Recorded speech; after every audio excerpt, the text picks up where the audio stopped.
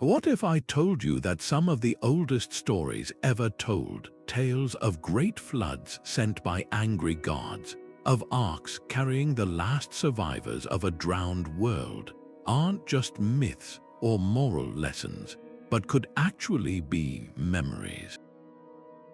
Real, terrifying memories of climate disasters so profound they reshaped human civilization itself.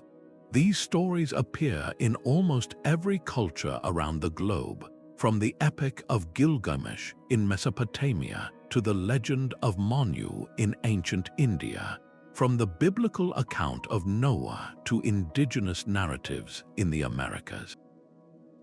They've been passed down across hundreds of generations, often considered symbolic or sacred. But what if they're also historical? What if these flood myths preserve eyewitness accounts of real cataclysms, sudden, devastating environmental collapses that erased entire societies and forced humanity to begin again? In this video, we're going to explore that compelling possibility. We'll venture beyond the surface of these ancient stories and dive into the evidence left behind in the earth itself. Sediment layers that record immense flooding, archaeological sites submerged beneath the sea, ice core data that reveals abrupt climate shifts. We'll see how geology, archaeology, and mythology converge, pointing to real events behind the legends. Catastrophic floods triggered by melting glaciers, rising sea levels, and monumental shifts in global climate that our ancestors could only understand in spiritual terms. These weren't just tales of divine punishment, they were survival stories, warnings etched into cultural memory, born from trauma and resilience. So join me on a journey across time and continents as we decode what these ancient flood myths can teach us about humanity's deepest encounters with a changing planet. We'll uncover how early civilizations made sense of disaster, how they coped, adapted, and ultimately how they ensured their stories and their lessons would never be forgotten. Because in understanding how our ancestors faced environmental catastrophe, we might just find wisdom for our own uncertain future. What's truly astonishing is just how universal this story is. We find it in the cuneiform tablets of ancient Sumer, where the god Enki warns the righteous king Ziusudra to build a great boat and save the seed of humanity from a wrathful deluge. We hear it in the halls of ancient Greece, where Zeus, angered by human corruption, sends a flood to wipe the slate clean, sparing only the virtuous Deucalion and his wife Pyrrha. Journey across the world to the pre-Columbian Aztecs, and you'll find the legend of a great flood that ended the fourth sun, with only a man named Coxcox and his wife surviving by floating in a hollowed-out cypress log. In the highlands of Vietnam, the narrative echoes again with a brother and sister surviving a world-ending flood inside a giant drum. From the Norse sagas of Bergelmir to the Aboriginal Australian stories of the Dreamtime, the pattern is inescapable. These cultures, separated by vast oceans and millennia, with no possible way to have communicated with each other, all told a version of the same cataclysmic tale. This simply cannot be a coincidence. The common threads weaving through these disparate traditions are what make the phenomenon so compelling. It's never just a simple story about a big storm. The narrative architecture is remarkably consistent. First, there is almost always a divine warning. A higher power, dissatisfied with humanity, decides to send a purifying flood, but not before tipping off one morally upright individual or family. Next comes the survival vessel. Whether it's an ark, a boat, a raft, a drum, or a sealed gourd, the instruction to build a specific craft is a central detail. Then, the flood itself is described not as a simple weather event, but as a world-engulfing catastrophe, a reset button for all of creation. The waters aren't just high, they cover mountaintops and wipe away every trace of the old world. Finally, there is the renewal. The survivors repopulate the earth, often with a new covenant or a lesson learned, symbolizing a fresh start for a humbled humanity. This shared blueprint suggests these stories aren't merely fictional parables, but could be fragmented, cultural memories of a shared traumatic experience, a global history written not in history books, but in our oldest stories.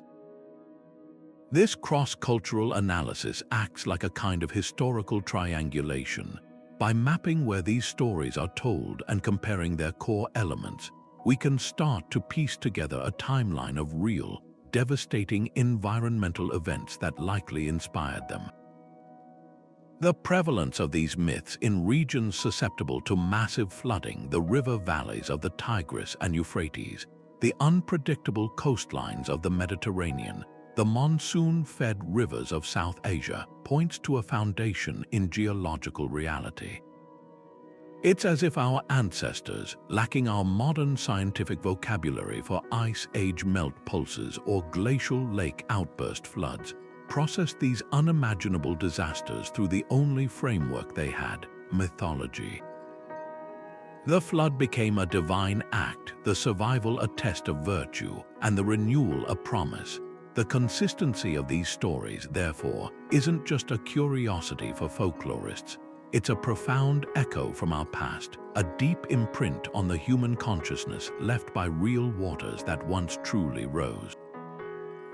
But if these stories are rooted in real events, where is the physical proof? The answer lies not in ancient texts, but deep within the earth itself. Modern geology has begun to uncover a startlingly violent chapter in our planet's history, one that provides a tangible, scientific foundation for these enduring legends.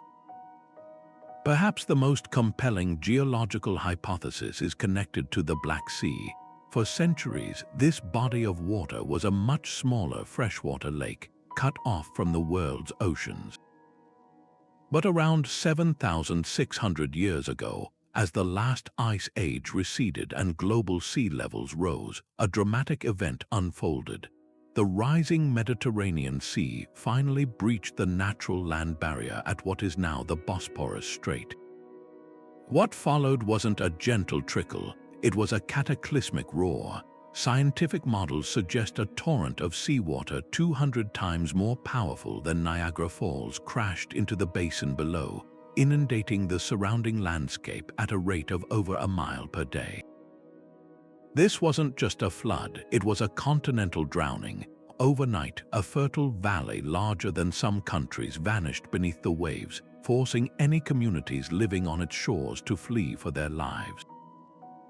The timing and location of this event are uncanny, lining up perfectly with the flood narratives that emerged from the ancient Near East, providing a potential real-world catalyst for stories like Noah's Ark. This phenomenon of unimaginably large floods wasn't isolated to one region. Across the globe, the retreat of the massive continental ice sheets created colossal, unstable lakes held back only by weak walls of ice and debris.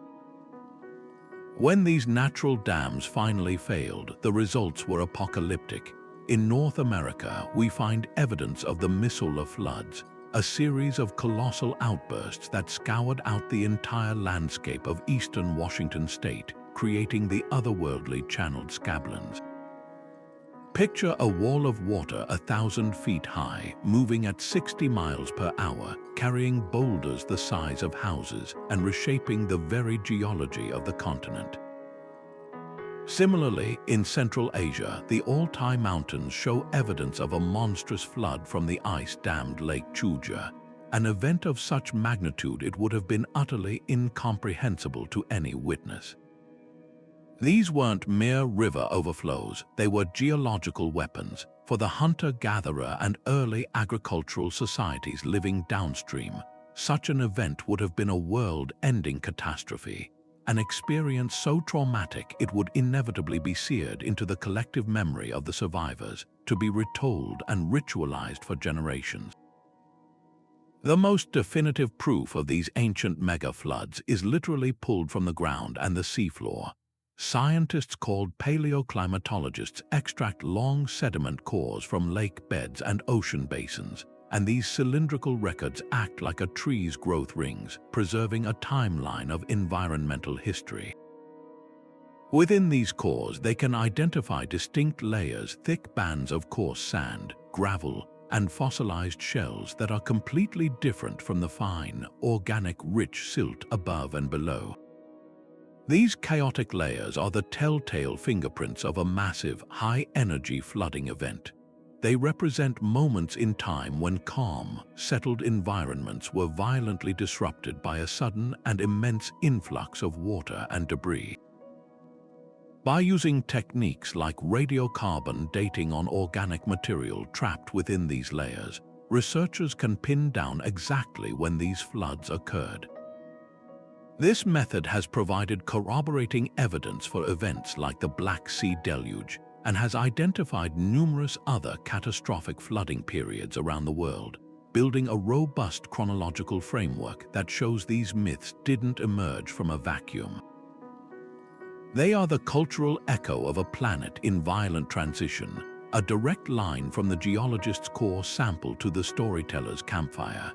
Now let's turn our attention to the very cradle of civilization itself, where some of these stories were first committed to writing. In the fertile crescent between the Tigris and Euphrates rivers, ancient Mesopotamian scribes pressed stylus into wet clay, preserving flood narratives that would echo through millennia. The most famous comes from the Epic of Gilgamesh, dating back to the 2nd millennium BCE, where the hero Gilgamesh seeks immortality from the flood survivor Utnapishtim. This Babylonian account shares striking similarities with the even older Atrahasis myth, where the gods decide to send a flood to silence a humanity that has become too noisy and disruptive. In both stories, a sympathetic deity warns a single righteous man, Utnapishtim in Gilgamesh, Atrahasis in the other, to dismantle his house and build a giant cubical boat, sealing it with pitch and loading it with his family, craftsmen, and animals. What makes these accounts so compelling isn't just their age, but their astonishing practical detail. The instructions for the boat in the Epic of Gilgamesh are remarkably specific. The vessel must be exactly 1 iku in area, with walls 10 dozen cubits high and 10 dozen cubits along each edge, divided into 7 decks with 9 compartments each. This isn't vague mythological storytelling, it reads like technical specifications passed down from someone who actually built a survival craft. The description of the flood itself is equally visceral and terrifying. The text describes how the gods themselves became frightened by the deluge they unleashed, crouching like dogs against the walls and weeping at the destruction. The storm rages for 6 days and 7 nights, with winds so violent that even the gods feared them, until finally the sea grows calm and all of humanity has returned to clay. Utnapishtim then sends out birds to find dry land, first a dove, then a swallow, and finally a raven that doesn't return, signaling the waters have receded. This incredible specificity finds potential corroboration in the archaeological record. In the 1920s and 30s, renowned archaeologist Sir Leonard Woolley was excavating the ancient Sumerian city of Ur, one of the world's earliest urban centers. Deep beneath the royal cemetery, his team made a startling discovery: a thick layer of clean, water-laid clay, entirely devoid of cultural remains, separating 2 distinct periods of human occupation. This stratum, nearly 3 meters deep in places, could only have been deposited by a massive flood event of catastrophic proportions, one that would have completely inundated the early settlement. Similar flood layers have been found at other Mesopotamian sites including Kish, Shuruppak, and Uruk, suggesting these early city-states experienced repeated, devastating inundations from the unpredictable rivers that both sustained and threatened them. These weren't gentle annual floods that replenished the farmland. The Tigris and Euphrates rivers flow through relatively flat terrain, and when particularly heavy snowmelt from the northern mountains combined with intense spring rains, they could unleash truly apocalyptic flooding across the entire Mesopotamian plain. For early agricultural societies densely clustered along these life-giving waterways, such an event would have been catastrophic beyond comprehension. Their entire world, fields, homes, temples, and livestock would have vanished beneath a churning, muddy sea. The few survivors, huddled on whatever high ground they could find, would have witnessed the complete destruction of their civilization, an event so traumatic it demanded explanation and preservation through story. The Mesopotamian flood traditions thus provide us with perhaps the most direct link between geological evidence and cultural memory. These weren't abstract myths about gods and heroes, they were survival stories that contained practical knowledge.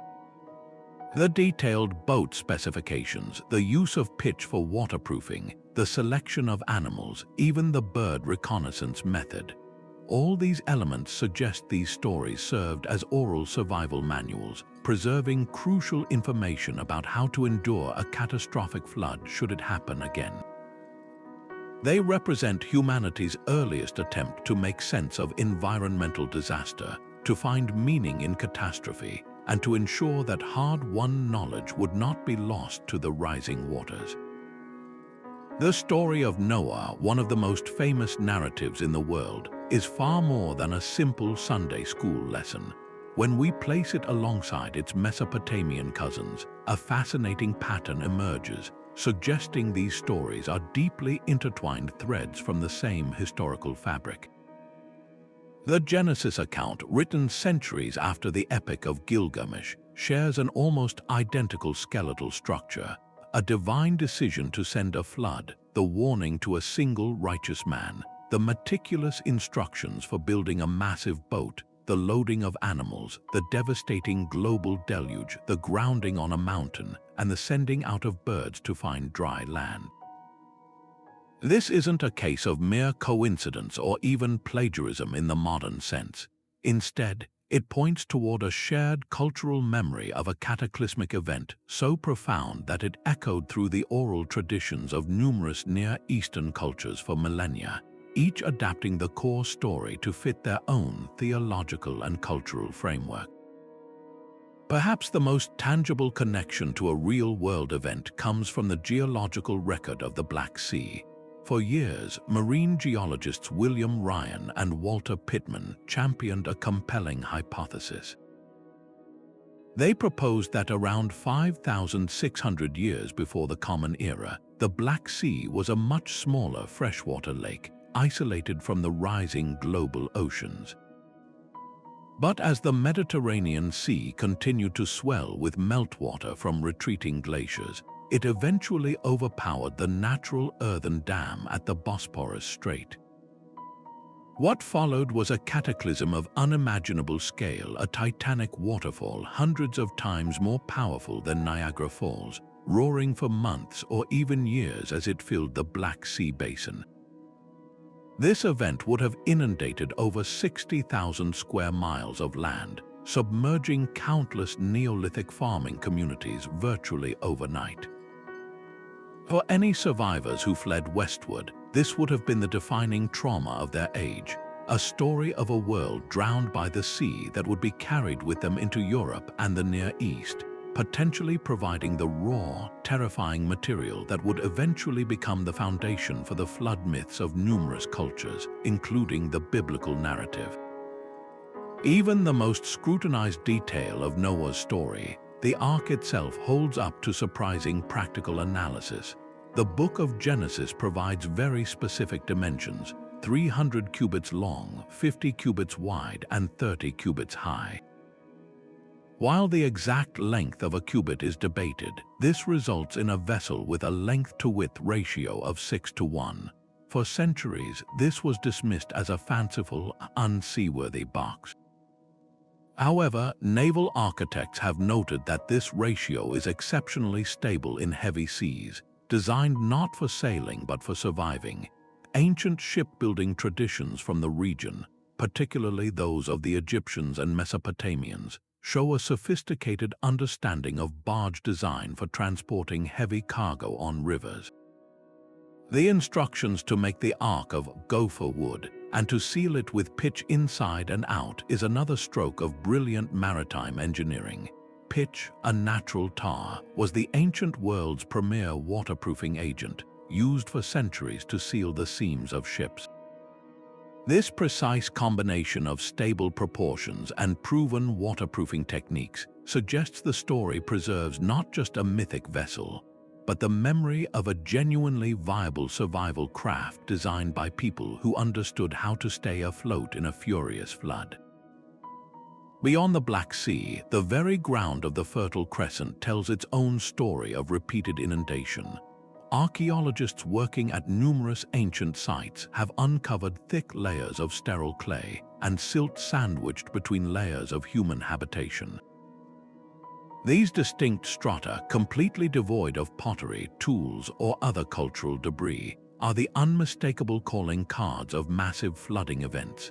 In the city of as we've discussed, Sir Leonard Woolley found such a layer. Similar deposits have been identified at Shurapak, the city traditionally associated with the Sumerian Noah figure, and at other sites along the Tigris and Euphrates rivers. These rivers, the lifeblood of early civilization, were also its greatest threat. Fed by snowmelt from distant mountains, they were prone to unpredictable and devastating floods that could easily breach the rudimentary levees built by early farmers. A particularly severe series of floods within a short period could have been experienced as a world-ending event, destroying not just crops but entire villages and the social order itself, creating the perfect conditions for a story of divine judgment and a fresh start.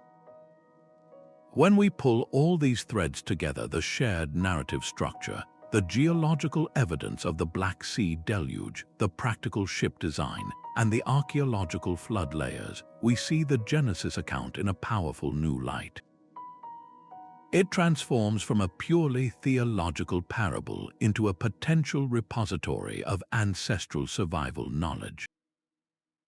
The incredibly detailed instructions embedded within the story, from the specific construction materials to the method of bringing animals aboard, read less like divine dictation and more like a cultural emergency manual, a carefully preserved playbook for how to survive a catastrophic flood passed down through countless generations.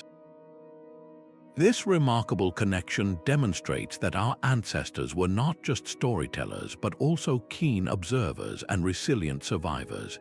They documented their environmental crises through the most powerful medium they had, a sacred story designed to be remembered, retold, and heeded, ensuring that the hard lessons learned from disaster would never be forgotten. While the Mesopotamian and biblical narratives center on river valleys, the ancient Greeks looked out across the wine-dark sea for the source of their great deluge. Their story focuses on Deucalion, the son of the Titan Prometheus, and his wife Pyrrha. According to the myth, Zeus looked down upon the Bronze Age of humanity and was disgusted by its pervasive impiety and constant warfare. In a fit of divine wrath, he decided to wipe the slate clean with a great flood. But Prometheus, ever the friend to humankind, warned his son Deucalion of the coming catastrophe. Instructed to build a large chest or ark, Deucalion and Pyrrha filled it with provisions and rode out 9 days and nights of torrential rain that drowned the entire world, wiping out every other living soul. When the waters finally receded, their ark came to rest on the slopes of Mount Parnassus. Bereft and alone, they received an oracle from the goddess Themis, who told them to cast the bones of their mother behind them.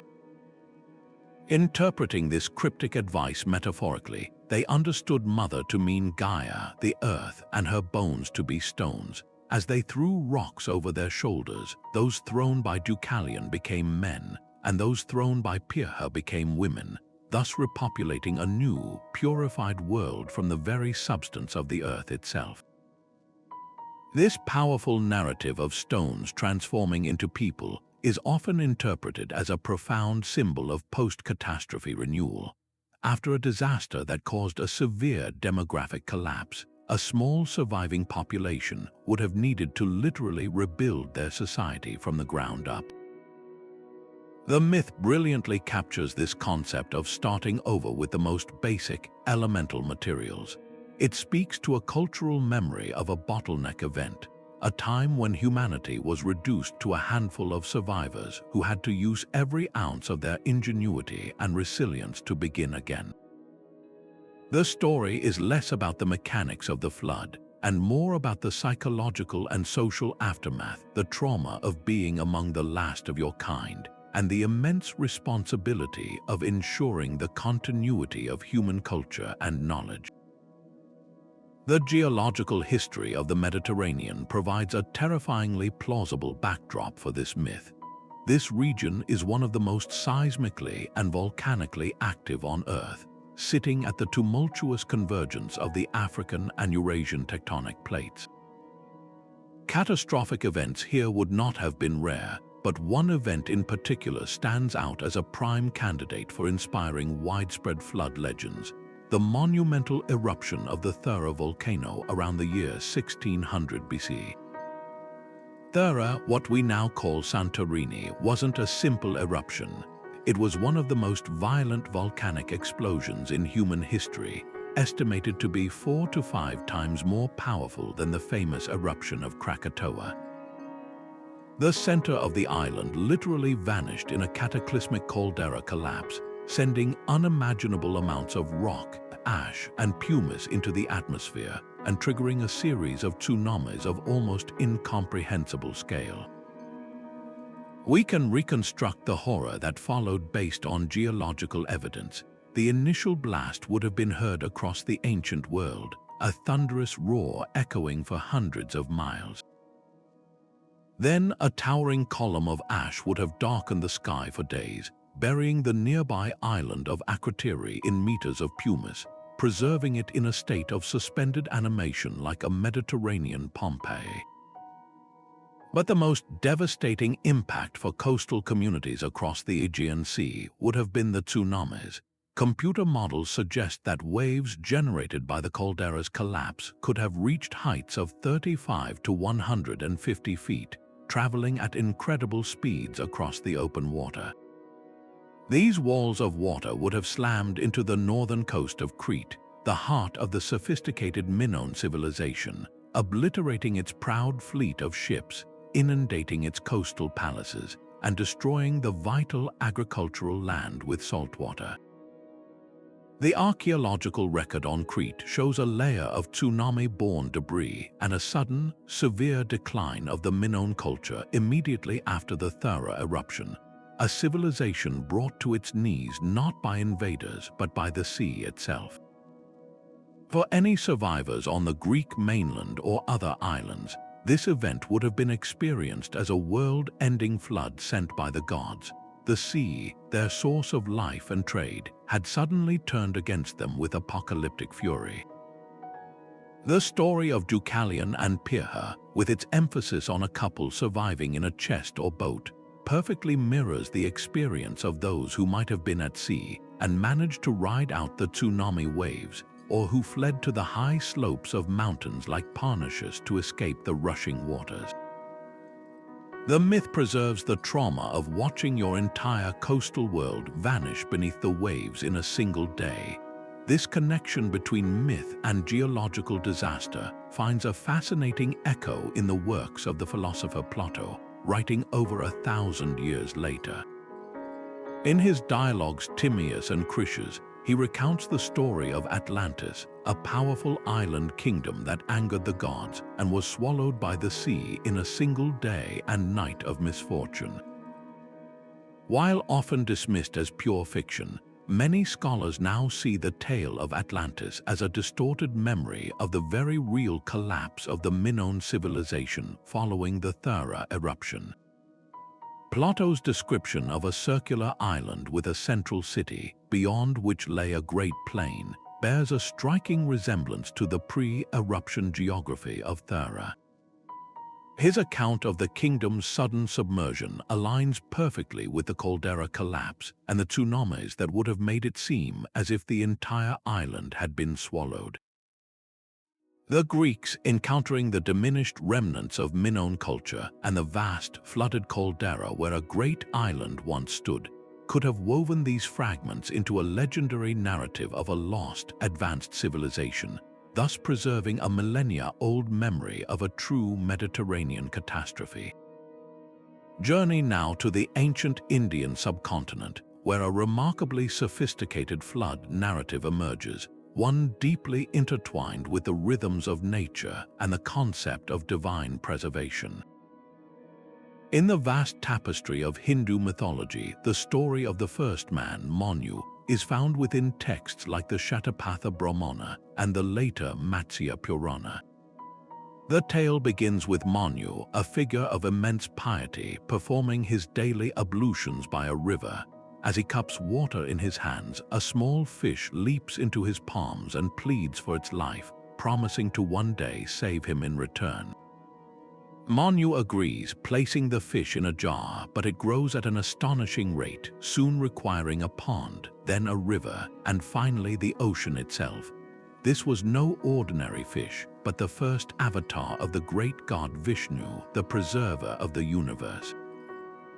The deity then reveals his true form and delivers a grave warning. A great deluge will soon consume the entire world, dissolving all of creation to make way for a new cycle. He instructs Manu to build a massive, sturdy boat and to take aboard the seeds of every plant and a pair of every living creature.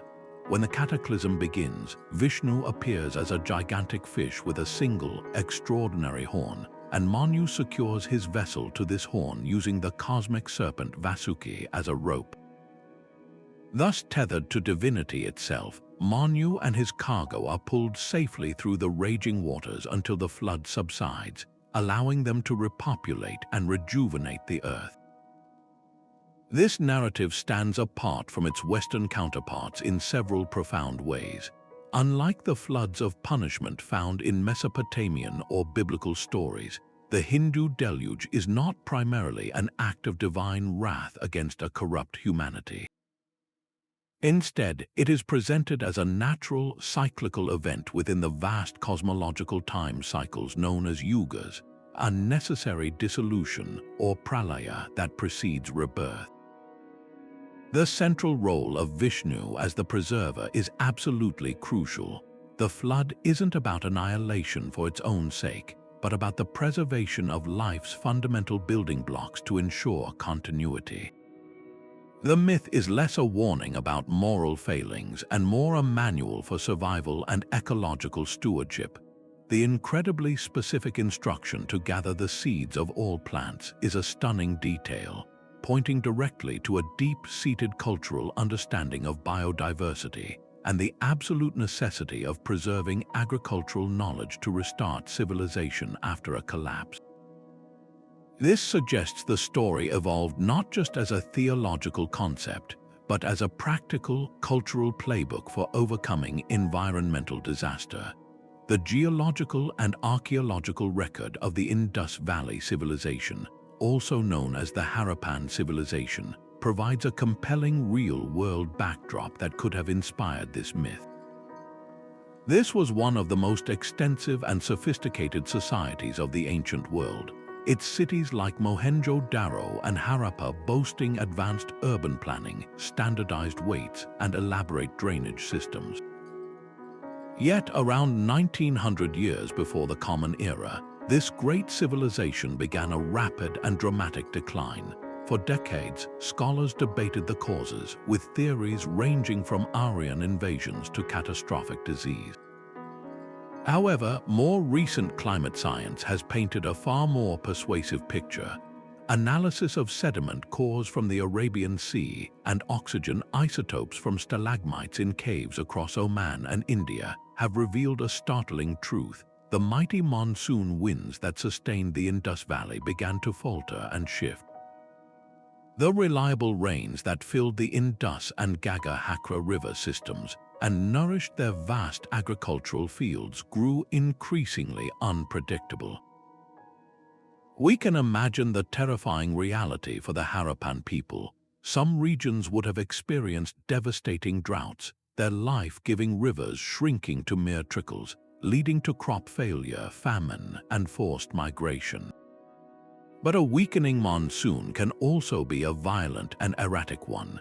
Climate models suggest that other parts of the civilization likely faced the opposite extreme, catastrophic flooding from intense, concentrated rainfall events.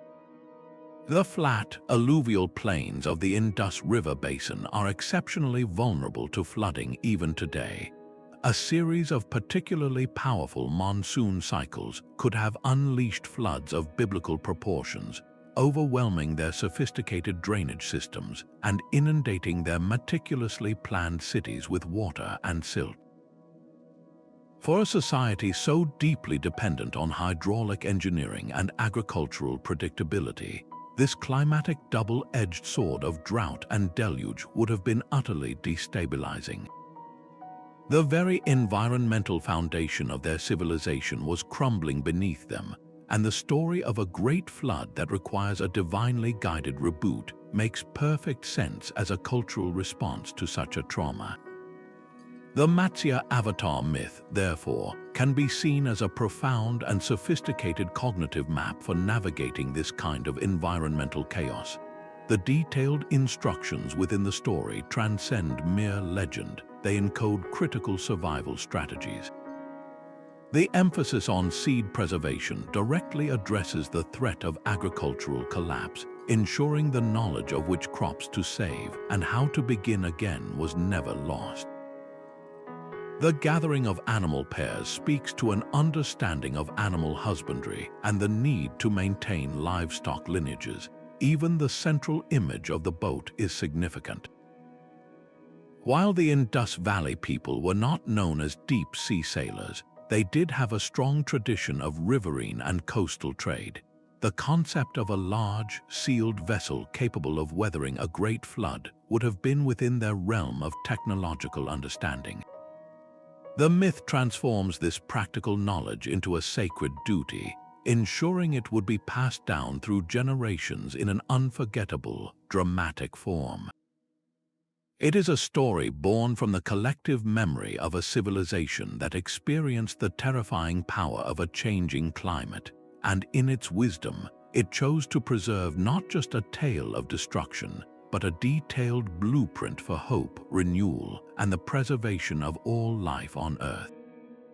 While the myths of Mesopotamia and the Mediterranean often frame the flood as a divine punishment requiring escape or appeasement, ancient China's foundational narrative presents a radically different response, not flight but fight. The story of Yu the Great is not about surviving a cataclysm in an ark, but about a heroic 13-year struggle to master the waters through sheer human ingenuity and relentless effort. According to the legend, a great flood had engulfed the land for generations, with water rising to the heavens, creating a landscape of desperate misery. Yu's father, Gun, had attempted to control the deluge by building dikes and barriers, but he failed and was executed. Yu was then given the monumental task, and he chose a completely different strategy. Instead of confronting the water head-on, he decided to work with it. He spent over a decade traversing the land, surveying every mountain and valley, and organizing a massive labor force to dredge new river channels and carve out canals, thus guiding the floodwaters to the sea. He was so dedicated to his work that it is said he passed his own house 3 times in 13 years but never once went inside, fearing it would break his focus. His success in taming the waters was so monumental that it earned him the mandate of heaven, founding the semi-legendary Xia dynasty and establishing a paradigm of leadership that would resonate for millennia. What makes the Yu myth so extraordinary is its profound emphasis on systematic engineering and pragmatic problem-solving over divine intervention. Unlike a deity parting the waters or providing a magic boat, the solutions here are intensely physical and organizational. The story is packed with practical details: use of different types of soil for construction, his method of measuring the land, and his strategic deployment of labor. This suggests the narrative is less a supernatural folktale and more a cultural memory of early China's first large-scale, state-organized public works project. The central theme is that chaos in the form of uncontrollable nature can be ordered through human intelligence, cooperation, and tireless effort. This reflects a worldview where humanity is not a passive victim of the gods' whims, but an active force capable of reshaping its own destiny through technical skill and administrative competence. The flood is not a punishment to be endured, but a problem to be solved. This myth finds its roots in the very real and terrifying geological reality of the Yellow River, known historically as China's Sorrow. This river, the cradle of Chinese civilization, is unlike any other. It carries immense volumes of water from the Tibetan Plateau, but it also picks up colossal amounts of fine, yellow silt, lowest from the erodible plains of central China. This sediment gives the river its name and its notoriously unpredictable character. As the river slows on the flat North China plain, it deposits this silt, steadily raising its own bed higher than the surrounding countryside. For centuries, communities living along its banks have had to build and maintain ever higher levees just to contain it. A single breach in these earthen walls during a period of heavy rainfall could unleash a catastrophic flood that would drown entire regions under a churning, sediment-laden sea, permanently altering the landscape and destroying agricultural land for generations. The constant, looming threat of such a disaster would have been the defining environmental challenge for early agrarian societies in the region, making the need for coordinated flood control a matter of collective survival. The legend of Yu, therefore, became the ultimate political justification for centralized rule. His success did not come from a divine right to rule, but from a demonstrated technical and administrative competence that directly benefited the people. This established the powerful Chinese concept of the mandate of heaven, where a ruler's legitimacy was intrinsically tied to their ability to maintain order and prosperity, often symbolized by successful water management. A dynasty that could not control the floods was seen as having lost heaven's favor, paving the way for rebellion and a new regime. This directly linked engineering prowess with political philosophy. The ruler was, first and foremost, the chief engineer, and the state itself may have evolved from the necessity to organize the massive corvée labor forces required to build and maintain the complex system of dikes, dams, and canals needed to tame the Yellow River. Across the vast expanse of the Americas, from the misty Pacific Northwest to the arid mesas of the Southwest, indigenous cultures hold within their oral traditions a powerful and consistent memory of a world reshaped by water. These are not the tales of angry gods found in the old world, but profound stories of a changing earth, of ancestors who witnessed the very geography of their world transform before their eyes. The Haida people of the Pacific Northwest, for instance, speak of a time when the sea rose suddenly and dramatically, forcing their ancestors to frantically tie their canoes to the tops of the tallest mountains, like Superstition Mountain, which became a temporary island in a furious new ocean. This isn't a vague parable. It's a specific geographical account that aligns stunningly with our understanding of post-glacial sea level rise. As the massive ice sheets that once covered much of North America began to melt around 14,000 years ago, they released unimaginable volumes of water back into the world's oceans. But this wasn't a gentle, gradual process everywhere. In some regions, the melting occurred in violent, episodic bursts, and the land itself, once pressed down by the immense weight of the ice, began to rebound upward in a process called isostatic adjustment. This combination of rising water and shifting land led to a complex and often rapid reconfiguration of coastlines, drowning vast coastal plains that had once been home to human communities for generations. For the people living there, it would have been a slow-motion apocalypse, a relentless encroachment that forced a continuous retreat inland, watching their ancestral homes, hunting grounds, and sacred sites vanish forever beneath the waves. What makes these stories so compelling as historical records is their incredible precision. The Hopi tradition of the Blue Star Kachina and the end of the Third World describes a great flooding that forced the faithful to flee underground to survive, emerging later into the current Fourth World.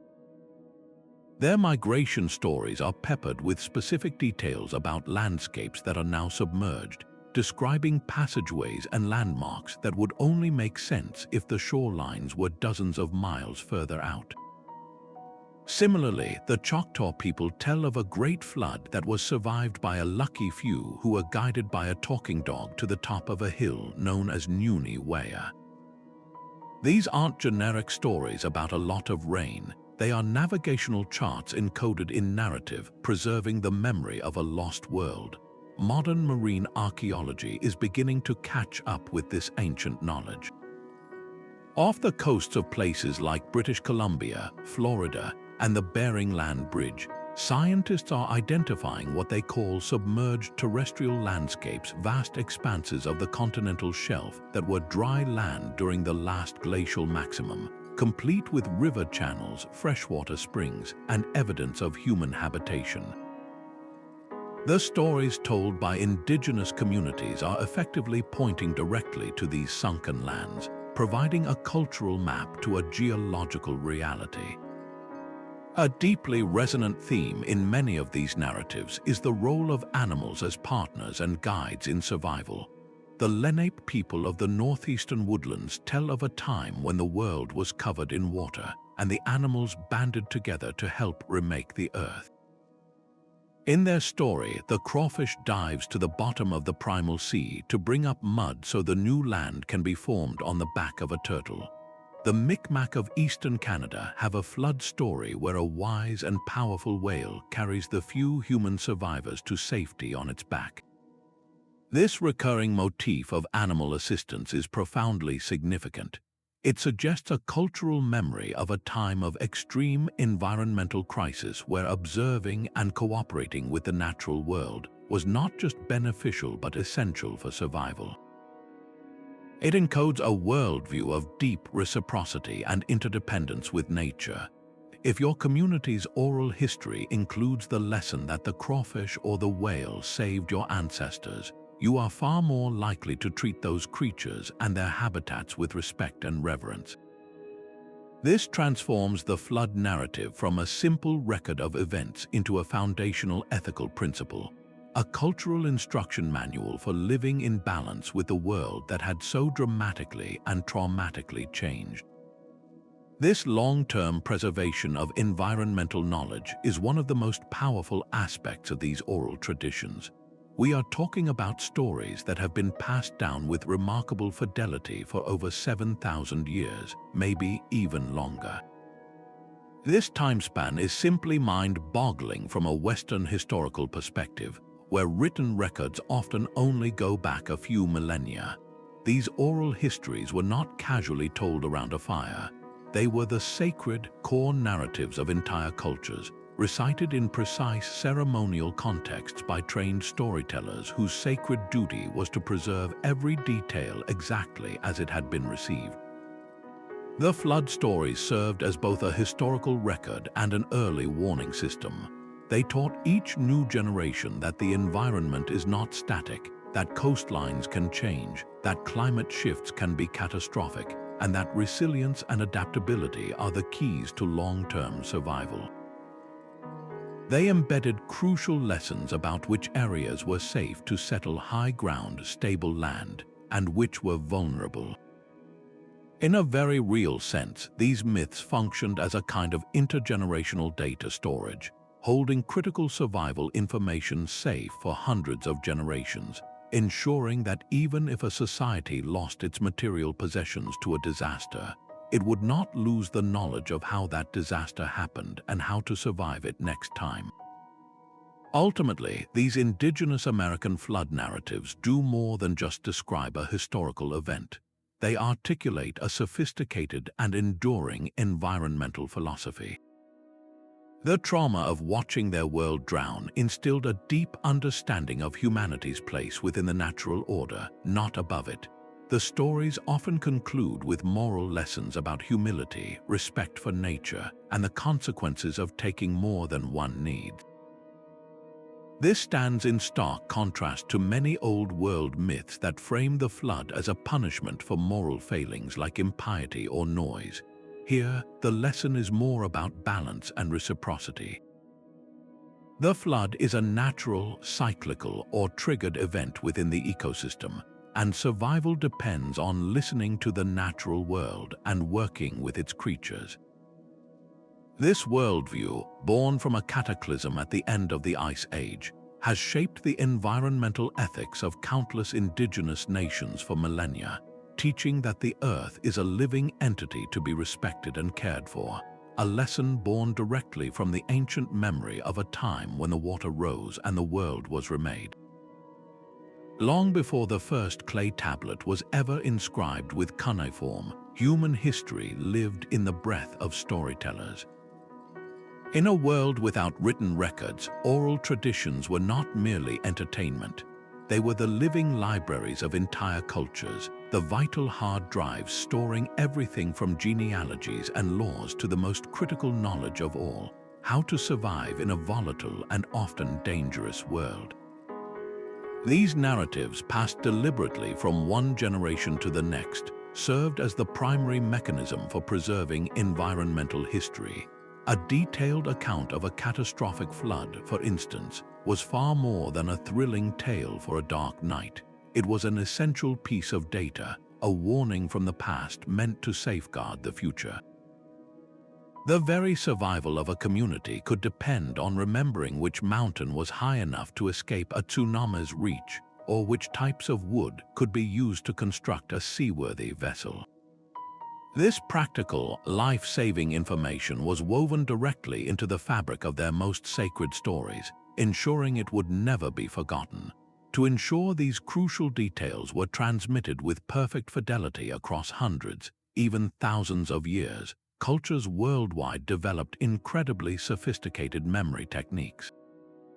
The most powerful of these was the use of poetic structure, rhythm, and rhyme.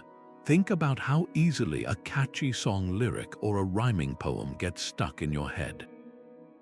Ancient societies harnessed this cognitive feature masterfully. By crafting their histories into metered verse with repetitive refrains, fixed epithets, and predictable rhythmic patterns, they created a stable framework that resisted change. A storyteller might forget a random sentence, but it is much harder to misremember a line that must scan correctly and rhyme with the next. This formal structure acted as a check and balance on the narrative, locking key details, like the specific measurements of a survival boat or the sequence of birds sent to find land, into place. This wasn't art for art's sake. It was a sophisticated information technology designed for maximum accuracy and longevity. Within these carefully structured narratives, the stories operated on multiple layers simultaneously. On the surface, you have the compelling drama, the angry gods, the heroic survivor, the world-ending waves. But embedded within that plot is a second layer of incredibly practical, instructional information. The flood myth isn't just about a man building a boat. It's a detailed guide on how to build that boat. The description of sealing it with pitch specifies the best waterproofing material available. The instruction to bring animals aboard underscores the importance of preserving livestock for food and labor after the disaster. The specific list of seeds to save, as seen in the Hindu myth of Manu, is a direct manual for agricultural renewal. Alongside these survival instructions, a third layer encoded the culture's core values and spiritual beliefs, explaining why the disaster happened and what the new covenant with the gods or nature should look like. This multi-layered approach ensured that the story preserved not just the physical how of survival, but also the cultural why, maintaining the community's identity and moral framework even after a catastrophic collapse. For a long time, Western academia was deeply skeptical of oral histories, often dismissing them as just myths that became more corrupted and fictional with each telling. However, groundbreaking modern research has completely overturned this assumption. Anthropologists and historians working with indigenous communities, particularly in Australia and North America, have demonstrated the stunning chronological depth and accuracy of these traditions. For example, oral histories from Aboriginal Australian groups describing the flooding of coastal plains at the end of the last ice age, events that occurred over 7,000 years ago, have been confirmed by geological data. Similarly, the Gugu Badhun people of northeastern Australia preserve a detailed story of a volcanic eruption that geologists have dated to be about 7,000 years old. These are not vague recollections, they are specific accounts that have been maintained across hundreds of generations with remarkable precision. This evidence forces us to radically reconsider the potential of oral tradition. These stories can be understood as long-term historical records, preserving accurate memories of real events on a timescale that far exceeds the reach of most written histories. When we see the same astonishingly specific details appearing in flood myths from cultures that had no possible contact with each other, like the motif of the survivor tying his boat to a lofty mountain, or the precise method of sending out birds to find dry land, it becomes increasingly difficult to write it all off as coincidence. This consistency across vast geographical and cultural divides is what scholars call a diagnostic detail. It's a specific, non-obvious element of a story that is unlikely to be invented independently multiple times. These recurring details act like a shared fingerprint, pointing back to a common experience of a real traumatic event. The collective, cross-cultural memory of a great flood, therefore, moves from the realm of pure folklore into the realm of genuine historical evidence.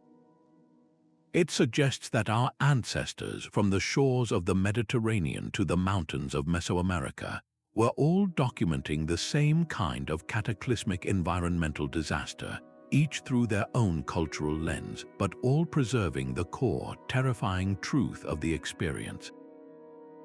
But the most compelling evidence doesn't just lie in stories or sediment cores. It lies in the silent, drowned cities themselves, physical ruins on the seafloor that give undeniable form to these ancient warnings. Underwater archaeology has begun to pull back the curtain on an entire world lost beneath the waves, revealing settlements that were swallowed whole by rising seas or catastrophic flooding events. These aren't just scattered artifacts, they are the intact footprints of ancient communities, frozen in time at the moment they were abandoned to the water. Off the western coast of India, for example, lies the legendary city of Dwarka. For centuries, the ancient Hindu texts described a magnificent, prosperous city built by the god Krishna on the shores of the sea, a city that was eventually consumed by the ocean after his departure. For a long time, it was considered pure mythology, but marine archaeologists surveying the Gulf of Combat have discovered a vast submerged complex of stone structures, including walls, pillars, and artifacts, lying over 100 feet below the current surface. The layout of these ruins, along with retrieved pottery and building materials, points to a sophisticated, ancient port city that met a sudden and catastrophic end. Its remains perfectly preserved in the silt and sand, just as the old stories had always claimed. Travel to the southern coast of Greece, and you can literally swim through the streets of Paleoclimatology, the oldest known submerged city in the world. This entire Bronze Age town, dating back over 5,000 years, lies just beneath the surface of the water, its complete urban plan visible from above. We can see its streets, its buildings, its courtyards, and even its tombs, all exactly as they were left. There's no evidence of a violent earthquake or volcanic eruption that shattered the structures. Instead, the city seems to have been gradually inundated by rising sea levels, a slow-motion disaster that forced its inhabitants to retreat over time. This provides a different but equally powerful kind of evidence. It shows us that the great floods of myth weren't always sudden, angry cataclysms. Sometimes they were a relentless, creeping rise that stole the land foot by foot, generation by generation, a constant, inescapable pressure that reshaped human geography and forced the abandonment of beloved homelands. Perhaps the most telling evidence comes not from the grand stone cities, but from the humbler, older villages now resting on the seafloor. On the bottom of the Black Sea, researchers have found the remains of Neolithic settlements, complete with wattle and daub houses, stone tools, and pottery that were flooded thousands of years ago. The condition of these sites is what's so revealing. At some, it appears the inhabitants had just enough warning to flee, leaving behind their heavy grinding stones and other less portable valuables. At others, the layers of sediment tell a story of a sudden and violent end. These are not the stuff of legend. They are the tangible, archaeological proof of real communities whose world literally vanished beneath the waves. The timelines for these inundations, established through carbon dating of organic materials found at these sites, show a remarkable correlation with the proposed dates for catastrophic flooding events like the Black Sea Deluge, and with the broad time frame in which many of the world's great flood myths began to emerge. This physical evidence does more than just prove that flooding happened. It helps us understand the truly unimaginable scale and psychological impact of these disasters. Finding an entire city beneath the sea is one thing, but discovering a scattered layer of pottery, tools, and animal bones mixed within a distinct band of water-borne sediment at an inland site is another form of smoking gun. Archaeologists call these destruction layers, and they have been found at numerous ancient sites linked to flood myths. In the Mesopotamian city of Shuruppak, the traditional home of the Sumerian Noah figure, excavators found a clear layer of clean, water-laid silt separating two distinct periods of occupation. This wasn't just a bit of river mud, it was a deposit nearly a meter thick in places, evidence of a flood of such immense power that it would have buried the entire city, wiping the slate clean. When you stand in a trench and see that line in the soil with your own eyes, the vibrant, artifact-rich layer of a living city, then a thick, sterile band of sand and silt, and then a new, different culture building on top of it, the myth suddenly becomes history. You are looking at the event itself, captured in the earth, a moment when the world ended and had to begin again. These sunken cities and flood layers are the ultimate convergence point, the place where the storyteller's words are finally matched by the cold, hard evidence of the spade, proving that the great floods were far more than just a metaphor. These ancient stories handed down across countless generations are far more than just dramatic tales of survival. They are intricate time capsules, carefully packed with specific environmental data that modern researchers can use to peer into the deep past. Every detailed description, from the ferocity of the storm to the types of wood used for the boat, acts as a tiny window into the world as it was when the story was first told. It's a process akin to ecological detective work, where climatologists, historians, and folklorists work together to separate the mythic embellishments from the bedrock of observable reality, slowly reconstructing a picture of ancient climates that left no written records of their own. Consider the vivid descriptions of the weather itself within these narratives. The Epic of Gilgamesh doesn't just say it rained, it describes a storm so violent that it terrified the gods themselves, with a blackness so complete that no one could see anyone else, and a wind so fierce that it flattened the land. This isn't merely poetic exaggeration. Such a description could very well be a cultural memory of the specific meteorological conditions accompanying a Mediterranean hurricane, a massive tsunami, or the kind of supercell thunderstorms that can occur when unusually warm, moist air masses collide. Similarly, the biblical book of Genesis notes that the sources of the great deep burst forth and the floodgates of the heavens opened. This dual source of water, from below and above, could be a metaphorical interpretation of a real event combining seismic activity or a submarine landslide that displaced ocean water with an unprecedented period of torrential rainfall.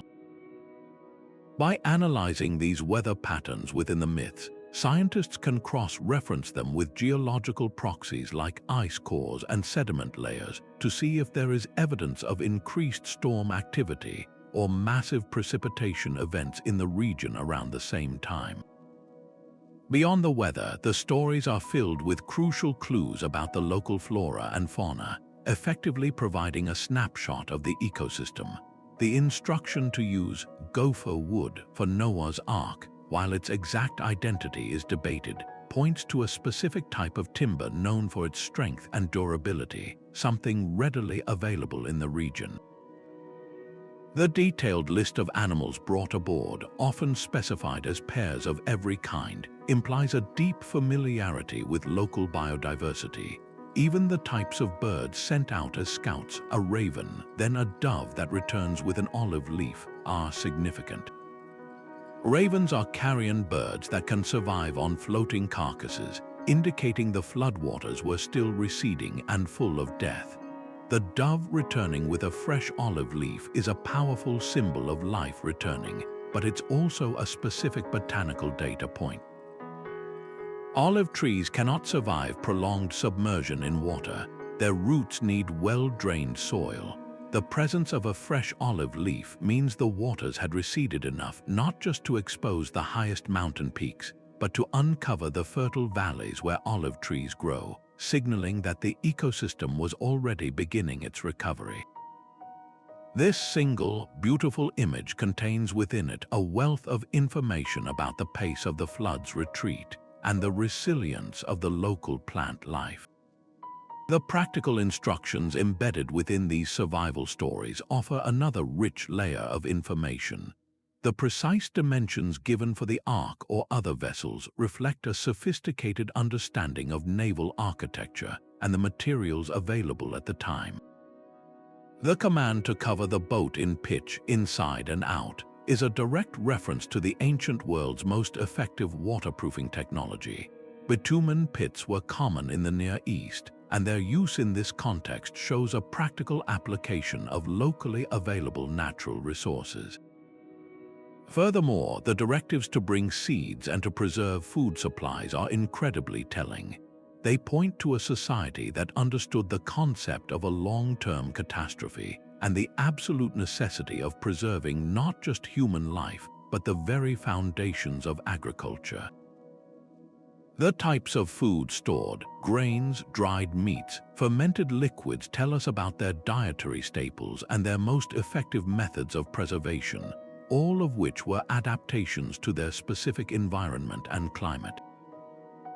These aren't arbitrary details invented for a story. They are the hard-won lessons of a culture that had experienced scarcity and knew exactly what was required to restart civilization from scratch. Perhaps one of the most fascinating applications of this analysis is in the field of paleogeography, the study of how ancient landscapes looked before they were altered by time and cataclysm. The myths are often incredibly specific about geography. The Sumerian flood story mentions the boat resting on Mount Nisir. The Genesis account names the mountains of Ararat. The Greek myth points to Mount Parnassus. While these might seem like symbolic high-altitude locations, they also serve as fixed points on a mental map. Even more compelling are the descriptions of coastlines and river courses that no longer exist. Indigenous Australian stories, for instance, describe walking routes to islands that are now separated by miles of ocean, accurately mapping a landscape that was submerged over 7,000 years ago.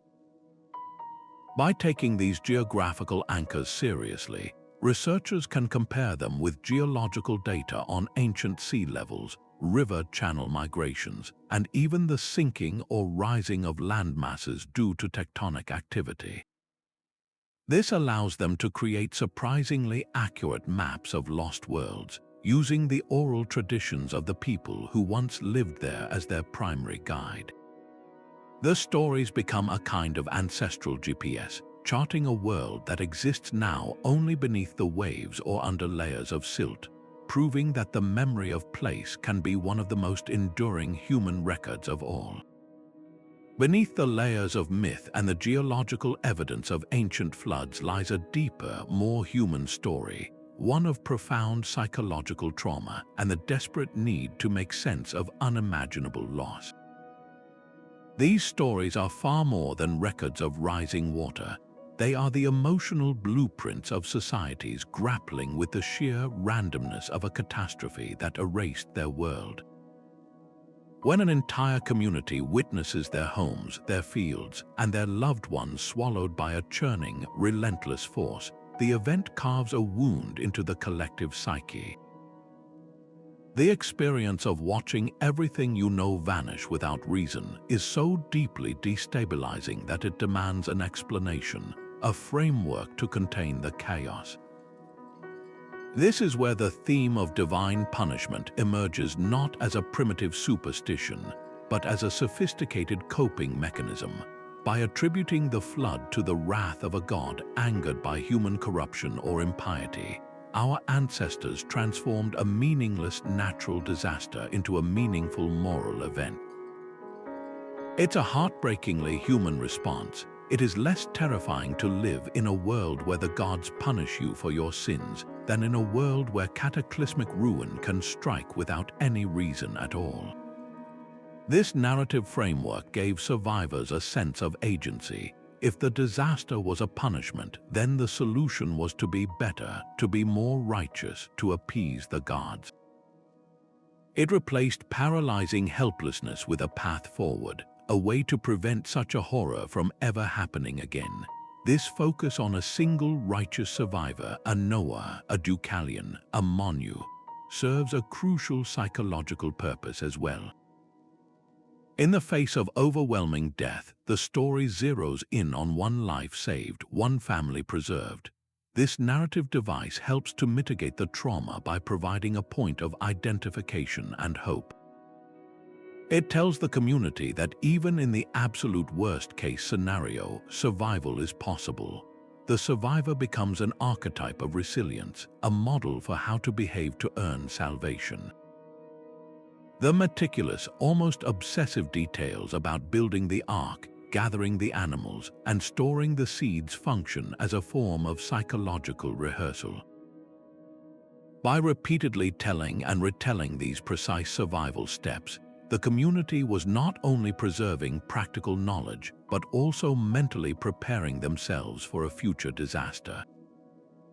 It was a way to master the trauma in retrospect, to gain a sense of control over an event in which they had none, ensuring that next time, if there was a next time, they would be ready.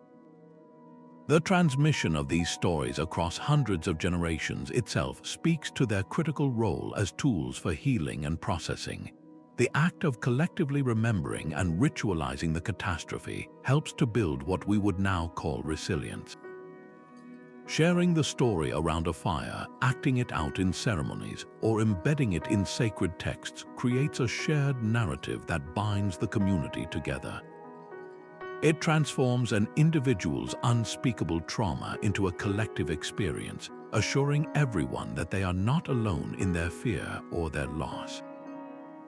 This process allows the community to integrate the disaster into its identity. The flood becomes a foundational event, a crucible that forged who they are. We see this in cultures worldwide where the flood myth is not a story of an ending, but a story of a beginning the moment their people, humbled and purified, were given a second chance to create a better world. The story itself becomes a vessel carrying not just seeds and animals, but the very emotional endurance of a people, ensuring that their fear does not destroy them but instead teaches them how to endure. Beyond their spiritual and historical weight, these ancient flood stories served an incredibly pragmatic purpose for the communities that cherished them. They functioned as sophisticated early warning systems and survival manuals, ingeniously encoded within memorable narrative frameworks to ensure their lessons would never be forgotten. In an era without weather satellites or emergency broadcast systems, these myths were a culture's most vital technology for resilience, packaging critical disaster preparedness advice within a compelling and sacred story that could be passed down for hundreds of generations without losing its essential information. The meticulous instructions weren't just plot devices, they were the hard-won knowledge of survival, distilled into a form that could outlast empires and outlive written language itself. Consider the astonishingly precise technical details embedded within these tales. The Epic of Gilgamesh doesn't just say Utnapishtim built a boat. It provides the exact dimensions: a perfect cube with walls 10 dozen cubits high, divided into 7 decks with 9 compartments each.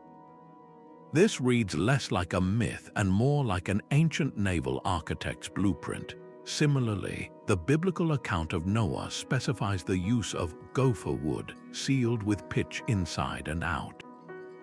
This is not a random detail. Pitch, a natural bitumen, was the ancient world's premier waterproofing agent, and its mention is a direct transfer of proven maritime technology. These specifications would have provided any community listening to the story with a viable design for a stable, seaworthy craft capable of riding out catastrophic flooding, effectively preserving engineering knowledge across centuries. The narratives also functioned as comprehensive guides for disaster recovery and long-term survival. The recurring command to bring pairs of every animal aboard the vessel is about far more than preserving biodiversity for its own sake. For an agrarian society, this instruction underscored the absolute necessity of preserving livestock, the foundation of their food supply, labor, and clothing. A family that saved themselves but lost all their animals would face certain starvation after the waters receded. Even more telling is the specific instruction in the Hindu Matsya Purana for Manu to save the seeds of every plant. This is a profound insight into agricultural renewal, ensuring that the knowledge of which crops to plant and how to restart the entire cycle of farming would survive the collapse. The stories taught that true survival meant planning for the day after the disaster, providing a cultural checklist for rebooting an entire civilization from scratch. Perhaps one of the most clever aspects of these myths was their encoding of environmental early warning signs.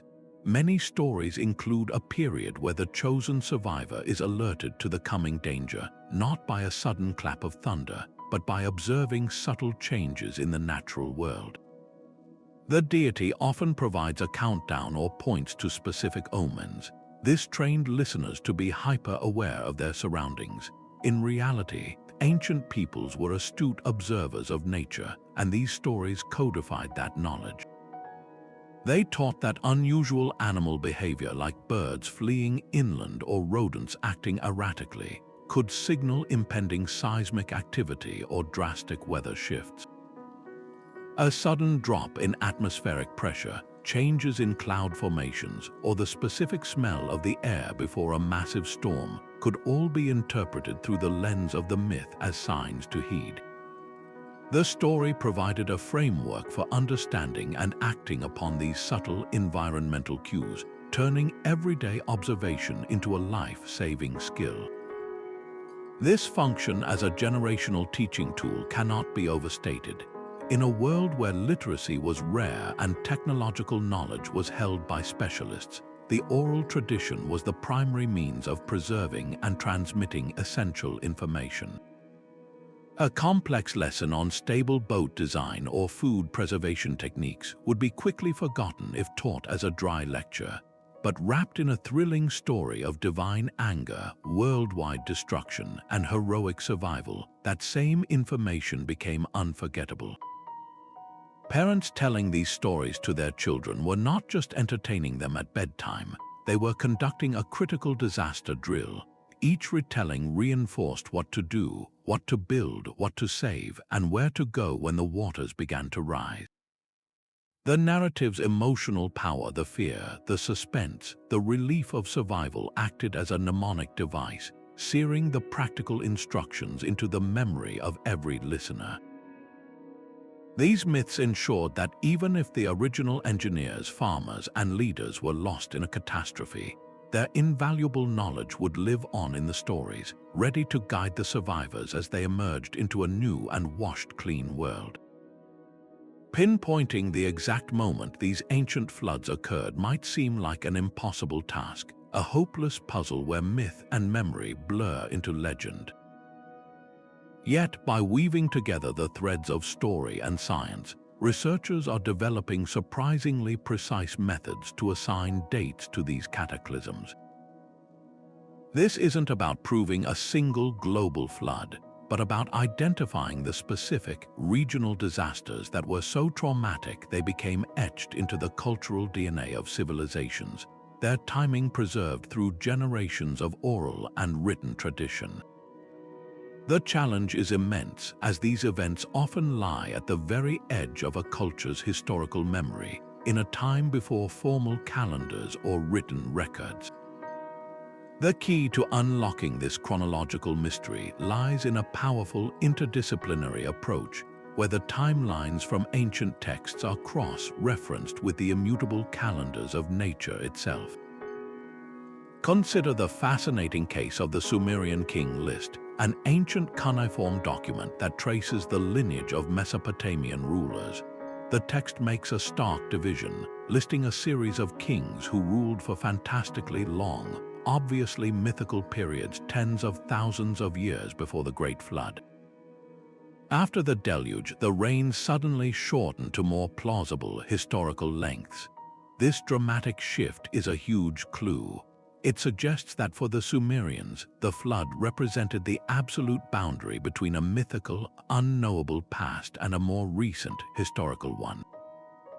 Those incredibly long reigns before the flood may not be literal, but rather a literary device to express a profound truth. The event was so ancient that it existed in a time beyond counting, in an era so remote that its chronology was effectively lost to living memory. The flood, therefore, acts as a reset point, a horizon line separating deep time from recorded time, giving historians a crucial anchor in the vast sea of the past. To move from this relative anchor to an absolute date, scientists turn to the planet's own natural archives. Deep in the ice sheets of Greenland and Antarctica, layers of compacted snow have built up over millennia, creating a pristine climate record. By extracting long ice cores, researchers can analyze the chemistry of each annual layer, identifying periods of sudden temperature change, volcanic eruptions that spewed ash across the globe, and even evidence of prolonged atmospheric moisture that might indicate a period of catastrophic rains. Similarly, the study of dendrochronology, examining the growth rings of ancient trees, both living and preserved in bogs or ruins, provides another high-resolution calendar. A sequence of unusually narrow rings can indicate several years of severe drought or cold, while a sudden, massive flood might be recorded in the scars of drowned trees or in layers of sediment that buried an ancient forest. These natural records provide independent scientific timelines of past climate chaos, and when a period of extreme environmental disruption in the ice cores or tree rings aligns with the proposed time frame of a cultural flood myth, the correlation becomes incredibly powerful. The most direct evidence, however, often comes from the flood deposits themselves. When archaeologists uncover a thick layer of sterile silt sandwiched between the remains of human occupation, as they did at the ancient Mesopotamian city of Shurapak, they can use radiocarbon dating to determine its age. By collecting organic material, perhaps charcoal from a hearth that was buried by the flood, or the bones of an animal that drowned in the deluge from the layer immediately beneath the flood silt, scientists can get a date for just before the disaster struck. Material from the layer above the silt tells us when people returned to rebuild. This brackets the event in time, providing a surprisingly narrow window for when the catastrophic flood must have occurred. This method has been applied at numerous sites around the world, from the Black Sea coast to the Indus Valley, creating a growing catalogue of dated ancient floods that correspond remarkably well with the timelines suggested by local myths.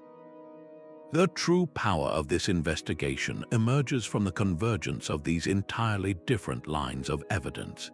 It's the moment when the mythological timeline from the Sumerian king lists the evidence of a major climate anomaly in an ice core from Greenland, and the radiocarbon date from a flood layer in the city of all point toward the same century.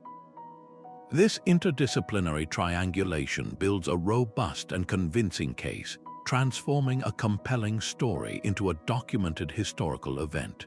We move from wondering if a great flood happened to understanding when it likely occurred and what its environmental triggers might have been. This allows us to reconstruct a timeline of ancient disasters, seeing how a pulse of catastrophic flooding around 3,200 years before the Common Era might have affected civilizations across the Near East, or how the rapid sea level rise at the end of the last ice age left a distinct mark on the oral histories of coastal peoples worldwide.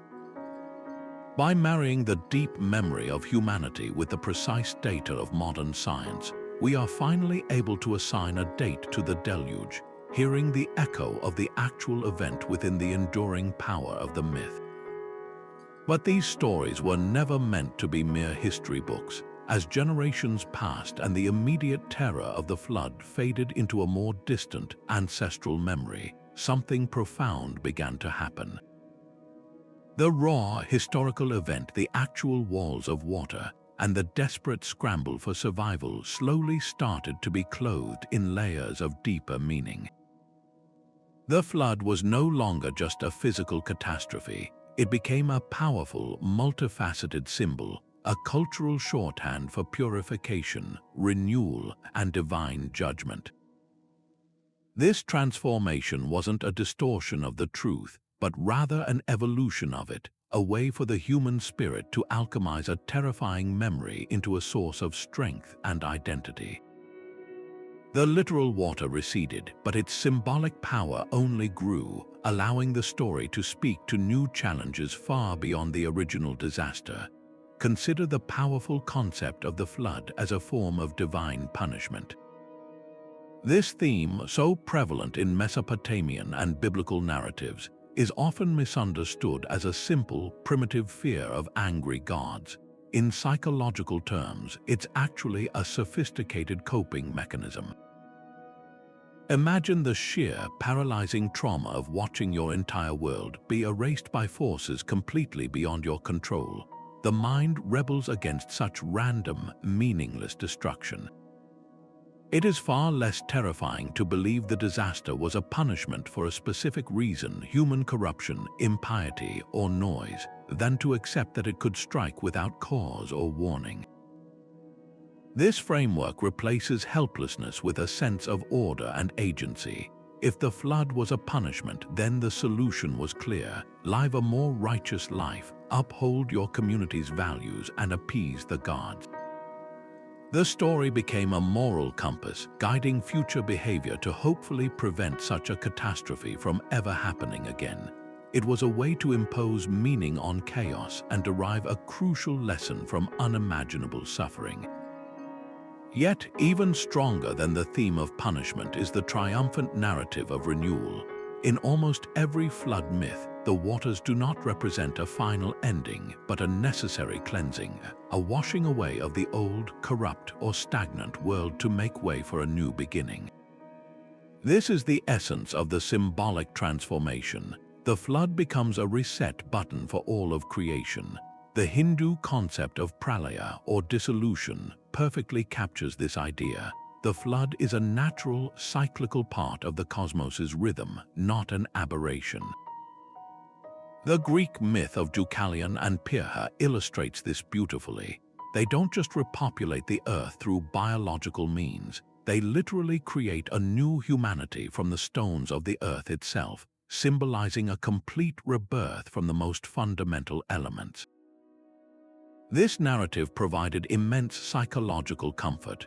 It told survivors and their descendants that even from total devastation, something new, pure, and ultimately better could emerge.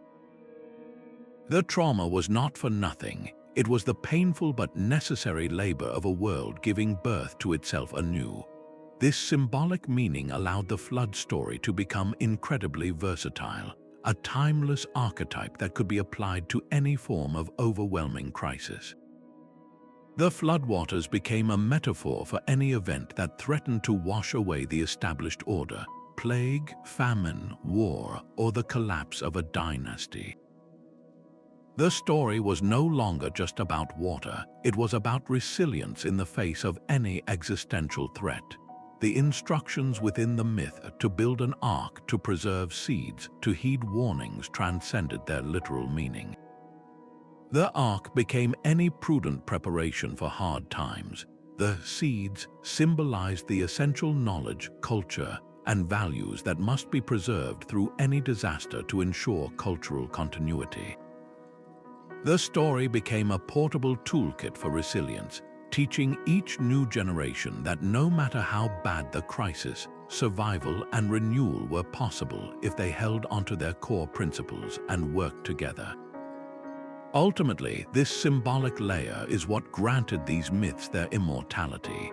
A simple historical record of a flood would have been forgotten or relegated to a footnote in a dusty archive. But a story that speaks to the universal human experience of catastrophe, loss, and the hope for a fresh start that has eternal relevance. These narratives served a dual purpose. They were both a vessel for historical truth and a psychological tool for coping with disaster. They helped communities process their collective trauma, integrate it into their identity, and ultimately transform a memory of fear into a wellspring of strength. The flood myth assured them that they were a people who had faced the end of the world and had not only survived but had been reborn from it, forever carrying the wisdom of the deep within their most sacred stories. So how do scholars actually sift through these countless stories from every corner of the globe to separate shared historical truth from local cultural flavor? The answer lies in a powerful and meticulous field of study known as comparative mythology. This isn't about simply lining up stories and spotting superficial similarities. It's a sophisticated methodological toolkit that allows researchers to dissect these narratives, identifying the universal bones of the story from the unique flesh added by each culture. Think of it like forensic anthropology for stories, examining the underlying structure to understand its origins and journey. The first and most crucial step in this process is identifying what scholars call diagnostic details. These are specific, non-obvious story elements that are highly unlikely to be invented independently by cultures with no contact. The most famous example is the motif of the survivor tying his boat to a very high mountain. This isn't a generic detail, it's a precise survival strategy that points to a common memory of a flood so vast that only the tallest peaks offered refuge. Another powerful diagnostic detail is the method of sending out birds to find dry land, a sequence that appears in both the Mesopotamian and biblical traditions. Finding these unique, specific parallels across vast geographical and cultural divides is the first strong indicator that these stories might be pointing back to a shared, real-world experience. Once these common elements are identified, scholars face the next critical question. Did these stories spread from a single source, or did different cultures invent them independently in response to similar disasters? This is the classic debate between diffusion and independent development. Proponents of diffusion argue that these narratives originated in one place, like Mesopotamia, and were carried along trade routes through migrations or by travelers, being adopted and adapted by each new culture they encountered. This would explain the stunning similarities between the stories of Ziusudra, Utnapishtim, and Noah. They could all be different cultural versions of the same original tale, passed down and modified over centuries. On the other side, scholars who favor independent development argue that catastrophic flooding is a common enough environmental trauma that many societies would have experienced it firsthand. In this view, the shared elements aren't evidence of a single event, but rather a common human response to a universal type of disaster. The truth likely lies somewhere in between. Some stories undoubtedly diffused across continents, while others probably sprang up independently in flood-prone regions like river valleys and coastlines, creating a complex tapestry of shared and unique narratives. To untangle this web, researchers employ another powerful tool, a linguistic analysis. By examining the specific words used for key elements of the story across different languages, they can trace potential paths of diffusion. For instance, if the word for flood or ark in two seemingly separate cultures shares a common etymological root, it becomes powerful evidence that the story traveled between them, carrying its terminology with it.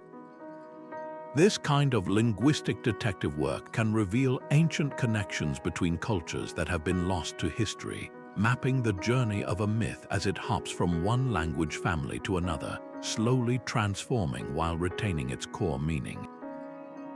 This isn't just about words, it's about tracing the migration of ideas themselves. Perhaps the most revealing analysis comes from comparing the overall narrative structure of these myths. While the specific gods, names, and moral reasons for the flood differ wildly from culture to culture, the fundamental plot beats are often identical. The story almost always begins with a decision by a divine power to send a flood. Then, there is a warning given to a single righteous individual or family. This is followed by the construction of a survival vessel according to precise instructions. The cataclysm itself unfolds, described in terrifying detail, before the waters eventually recede. The story then concludes with the survivors repopulating the world and often establishing a new covenant. This consistent skeletal plot decision, warning, construction, catastrophe, renewal, is what scholars refer to as the mythotype. It's the stable core that persists through all the cultural adaptations, and many researchers believe this core is so consistent because it mirrors the actual, practical stages of experiencing and surviving a real flood disaster. This structural analysis helps strip away the culturally specific interpretations to reveal the possible historical event at the heart of the story. Ultimately, the goal of comparative mythology is not to reduce these rich, sacred narratives to mere data points or to dismiss their spiritual significance. Instead, it's a respectful and interdisciplinary effort to listen to what these ancient stories are trying to tell us on multiple levels. By carefully separating the universal from the unique, the historical seed from the cultural flowering, scholars can extract valuable information about past environmental conditions, human migration patterns, and the profound ways in which our ancestors processed collective trauma. This methodological approach allows us to honor these stories as both sacred cultural treasures and invaluable historical records, giving us a much deeper appreciation for the resilience and wisdom encoded within them.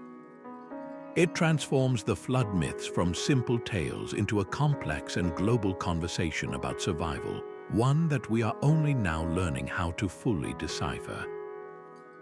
Perhaps the most profound legacy of these ancient flood stories is how they became the very bedrock of cultural identity, the foundational narratives that answered the most fundamental questions a people can ask themselves: where did we come from?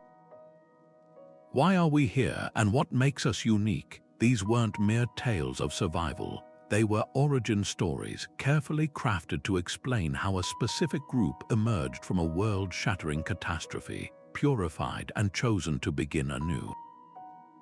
For a culture that had endured the trauma of a great flood, the story became a powerful way to define themselves not as victims, but as survivors. A people specially selected by divine will or sheer fortitude to carry the torch of humanity into a new age. This narrative provided a powerful sense of purpose and distinction, setting them apart from neighboring groups who might have their own different creation myths. The flood event became the pivotal moment in their history, the great divider between a vague, legendary past and the beginning of their specific, identifiable civilization. These narratives also served a crucial political function, often providing divine justification for existing social structures and power hierarchies. The story could be used to explain and reinforce why a certain lineage of kings or priests held authority. In the aftermath of a real disaster, new leaders would inevitably emerge, those who organized the response, managed resources, or guided the rebuilding. Their descendants could then point to the flood myth as proof that their right to rule was ordained during that foundational crisis. The Babylonian Atrahasis myth, for instance, ends not just with survival, but with the gods establishing a new social order for humanity, including the creation of a priestly class to ensure proper rituals and avert future divine wrath.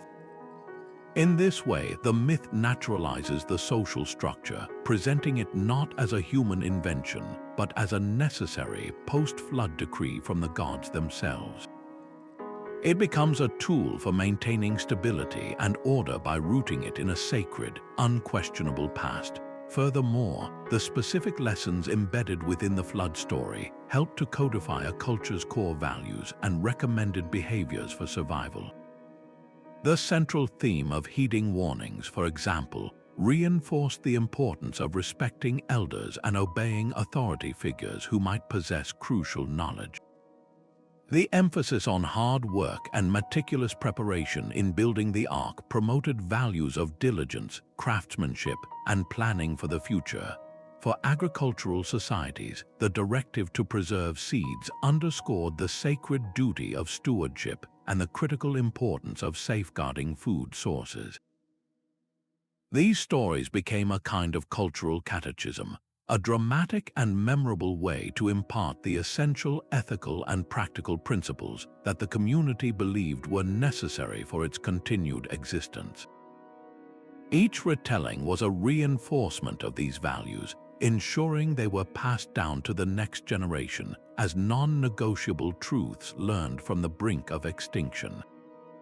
On a deeper psychological level, sharing a story of such profound collective trauma created an incredibly powerful bond among a people. The experience of having ancestors who faced the end of the world together and persevered fosters a powerful sense of shared identity and resilience. It creates an us that is defined by having overcome unimaginable adversity. This shared narrative history acts as a social glue, fostering unity, cooperation, and a sense of mutual obligation within the group. The trauma, though horrific, is transformed into a source of strength and solidarity. The story assures everyone that if their forebears could survive the Great Flood, then they as a people can survive any subsequent challenge. It builds a collective identity rooted not in ethnicity or language alone, but in a shared story of resilience. This function was absolutely vital for maintaining cultural continuity across centuries, even millennia, especially for communities that faced repeated displacements or environmental pressures.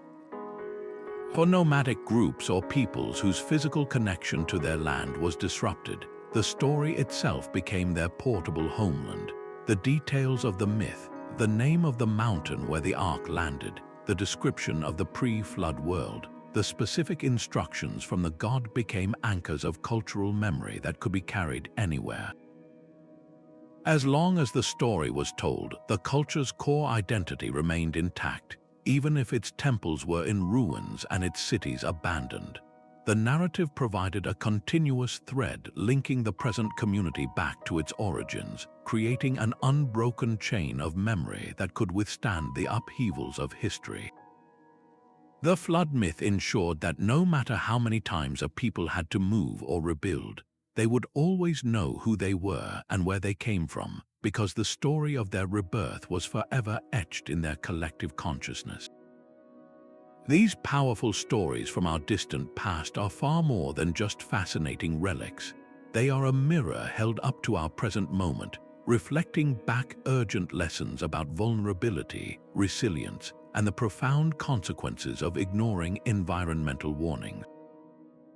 We are living in an era of our own great flood, not of water but of carbon, a slow-moving cataclysm of our own making that is reshaping coastlines, altering weather patterns, and threatening the stability of societies worldwide. The ancient narratives teach us first and foremost about the breathtaking fragility of complex civilizations in the face of a destabilized climate. The advanced Indus Valley civilization, with its meticulously planned cities and sophisticated drainage, was brought low by a shift in monsoon patterns. The mighty Bronze Age empires of the Mediterranean faltered under the weight of volcanic winters and tsunamis. These were not primitive cultures, they were, in their time, pinnacles of human achievement, yet they discovered that no amount of technological prowess can fully insulate a society from the forces of a planet pushed out of balance. Their stories are a stark reminder that environmental change is not a niche concern but a fundamental driver of human history, capable of erasing centuries of progress in a geological heartbeat. Yet within these same tales of collapse lies a parallel message of profound hope, rooted in our species' incredible capacity for adaptation and innovation. The flood myths are, at their core, stories of survival. They are testaments to the human spirit's refusal to surrender. The hero is never a warrior who defeats the flood with a weapon. He is an engineer who builds a vessel, a planner who stores seeds, a listener who heeds a warning. This is a crucial distinction. The solution to an environmental crisis is portrayed not as domination over nature, but as intelligent adaptation to its new realities. The Chinese myth of Yu the Great is perhaps the ultimate expression of this, replacing a story of escape with one of transformation. Yu doesn't survive the flood by fleeing from it. He survives by dedicating his life to understanding the water's flow and redirecting its power through canals and dredged rivers. This ancient narrative perfectly captures the kind of paradigm shift we require today, moving from a mindset of conquering nature to one of working with its systems, of building resilience rather than simply exploiting resources. This brings us to the most resonant theme across all these stories, the critical importance of heeding warnings. In almost every myth, the catastrophe is not a complete surprise. A divine messenger, a wise elder, or even a clever animal provides a clear alert of the impending danger. The tragedy unfolds not because the disaster was unknowable, but because the warning was ignored by the many and heeded only by the few. The righteous survivor is not chosen for his strength, but for his willingness to listen and act on inconvenient information. This narrative arc is achingly familiar in our modern context. For decades, scientists have been playing the role of the prophetic fish in the Hindu story, whispering increasingly urgent warnings about rising temperatures, melting ice, and intensifying storms. The lesson from the myths is that survival belongs to those who take these warnings seriously and prepare, even when the sun is still shining and the sky is still clear. They teach us that the cost of inaction is existential, while the cost of preparation, though potentially great, is the price of a future. Finally, these ancient stories underscore the indispensable value of preserving knowledge across generations and across catastrophes.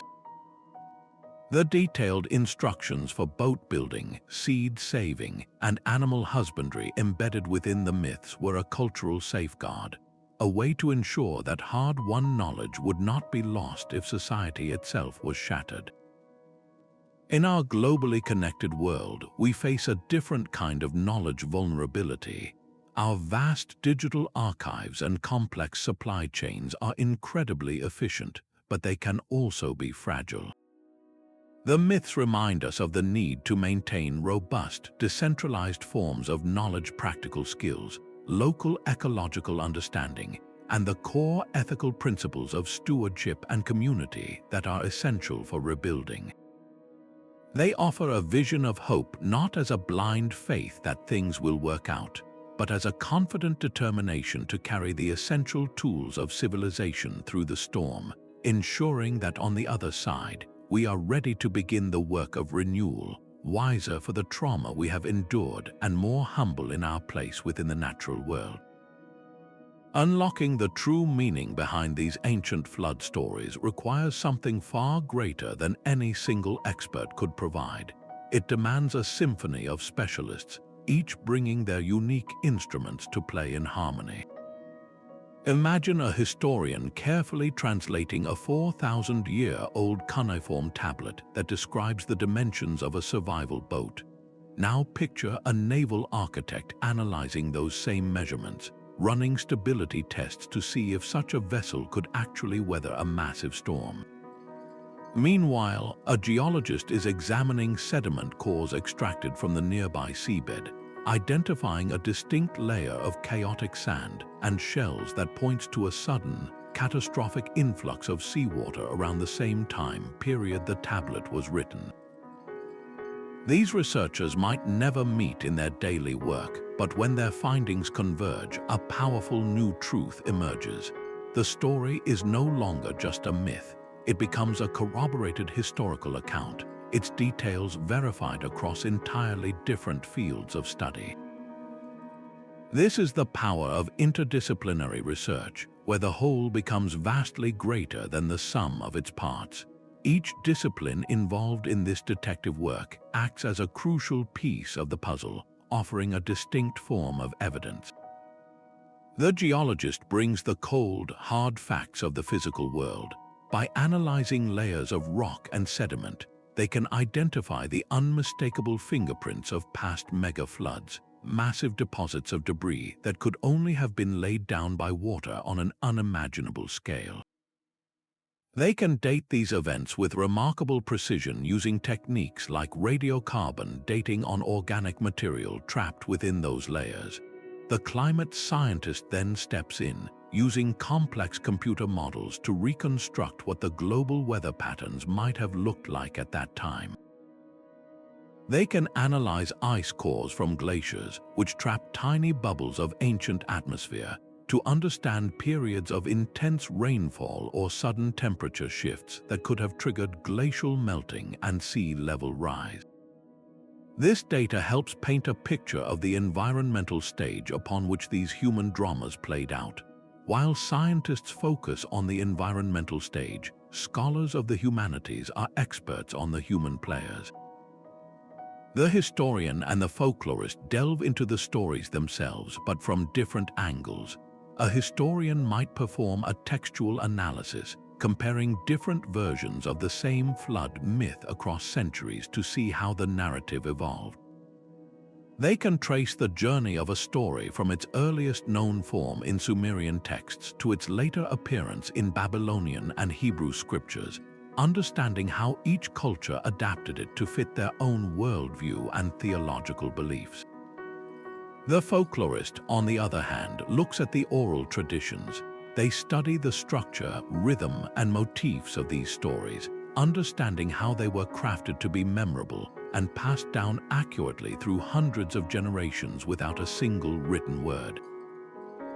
They help us see these narratives not as faulty history books, but as sophisticated cultural tools for preserving trauma, wisdom, and identity. Then there is the archaeologist, the field agent who connects the abstract data to the tangible world. Their work literally grounds the myths in specific times and places.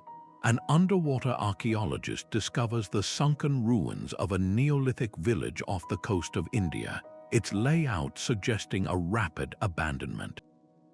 A terrestrial team excavating an ancient city in Mesopotamia finds a thick, sterile layer of clay separating two vibrant layers of human occupation, a silent testament to a devastating inundation that paused life there for centuries.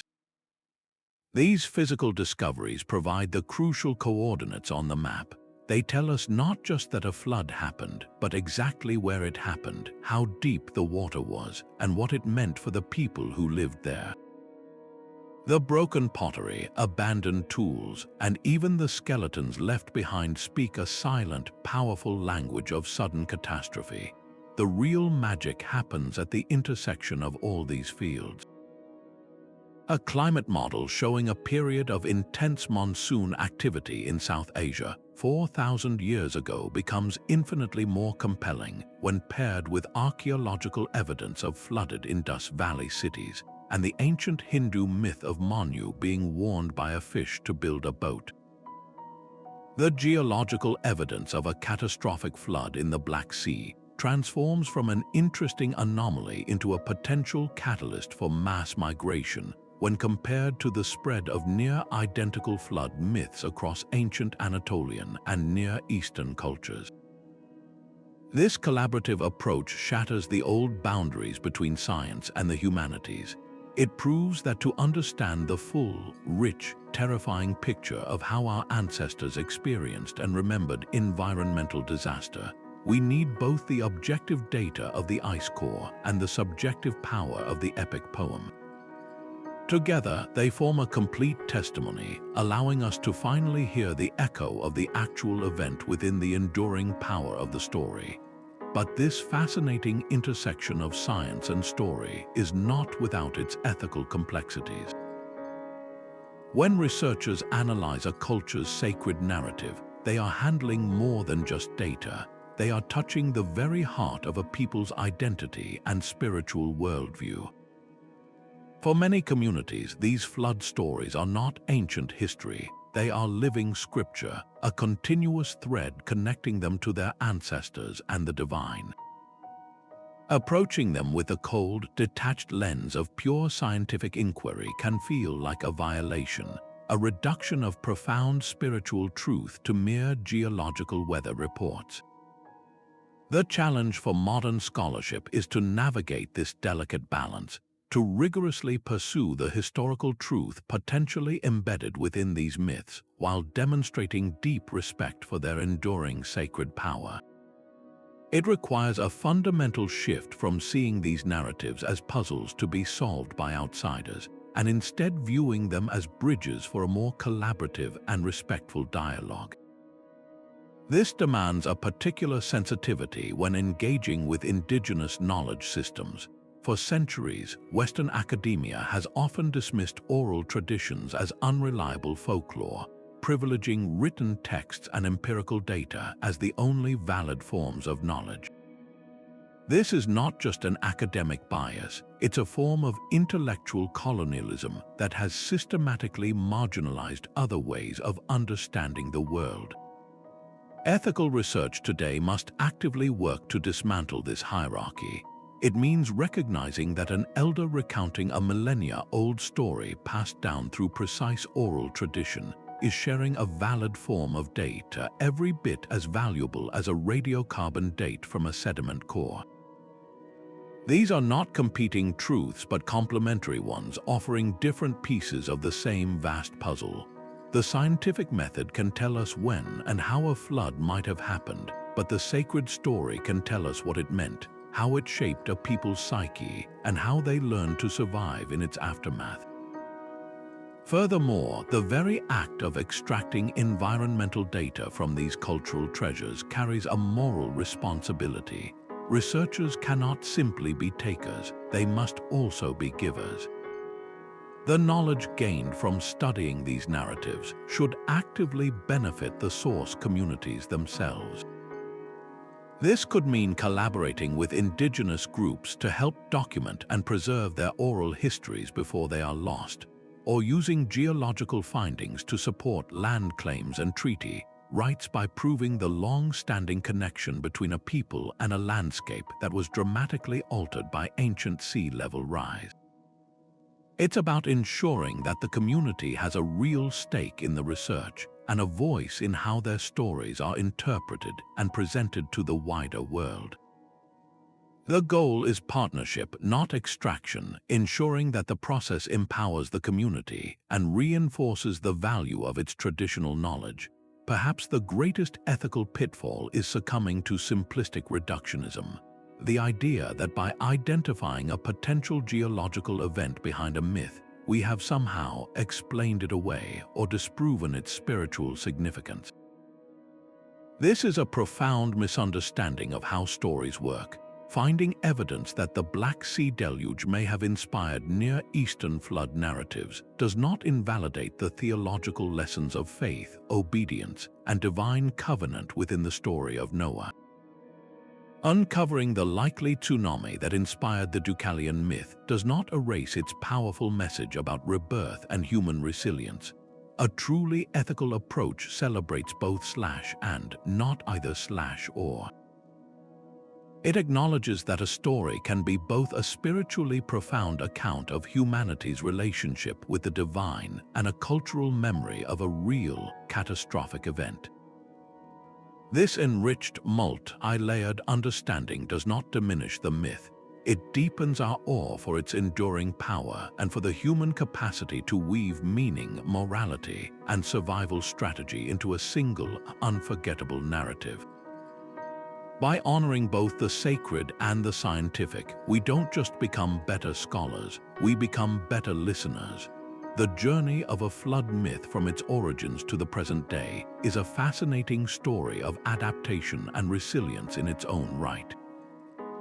Think of these narratives not as static carvings in stone, but as living entities that have been carefully tended and reshaped by each generation that passed them along. In their earliest forms, these stories were likely stark survival guides, rich with practical detail. The oldest Sumerian versions of the Ziusudra myth, for instance, read less like a spiritual parable and more like a technical manual, emphasizing the precise construction of the vessel, the vital importance of waterproofing with bitumen, and the logical process of determining when the waters had receded by sending out birds.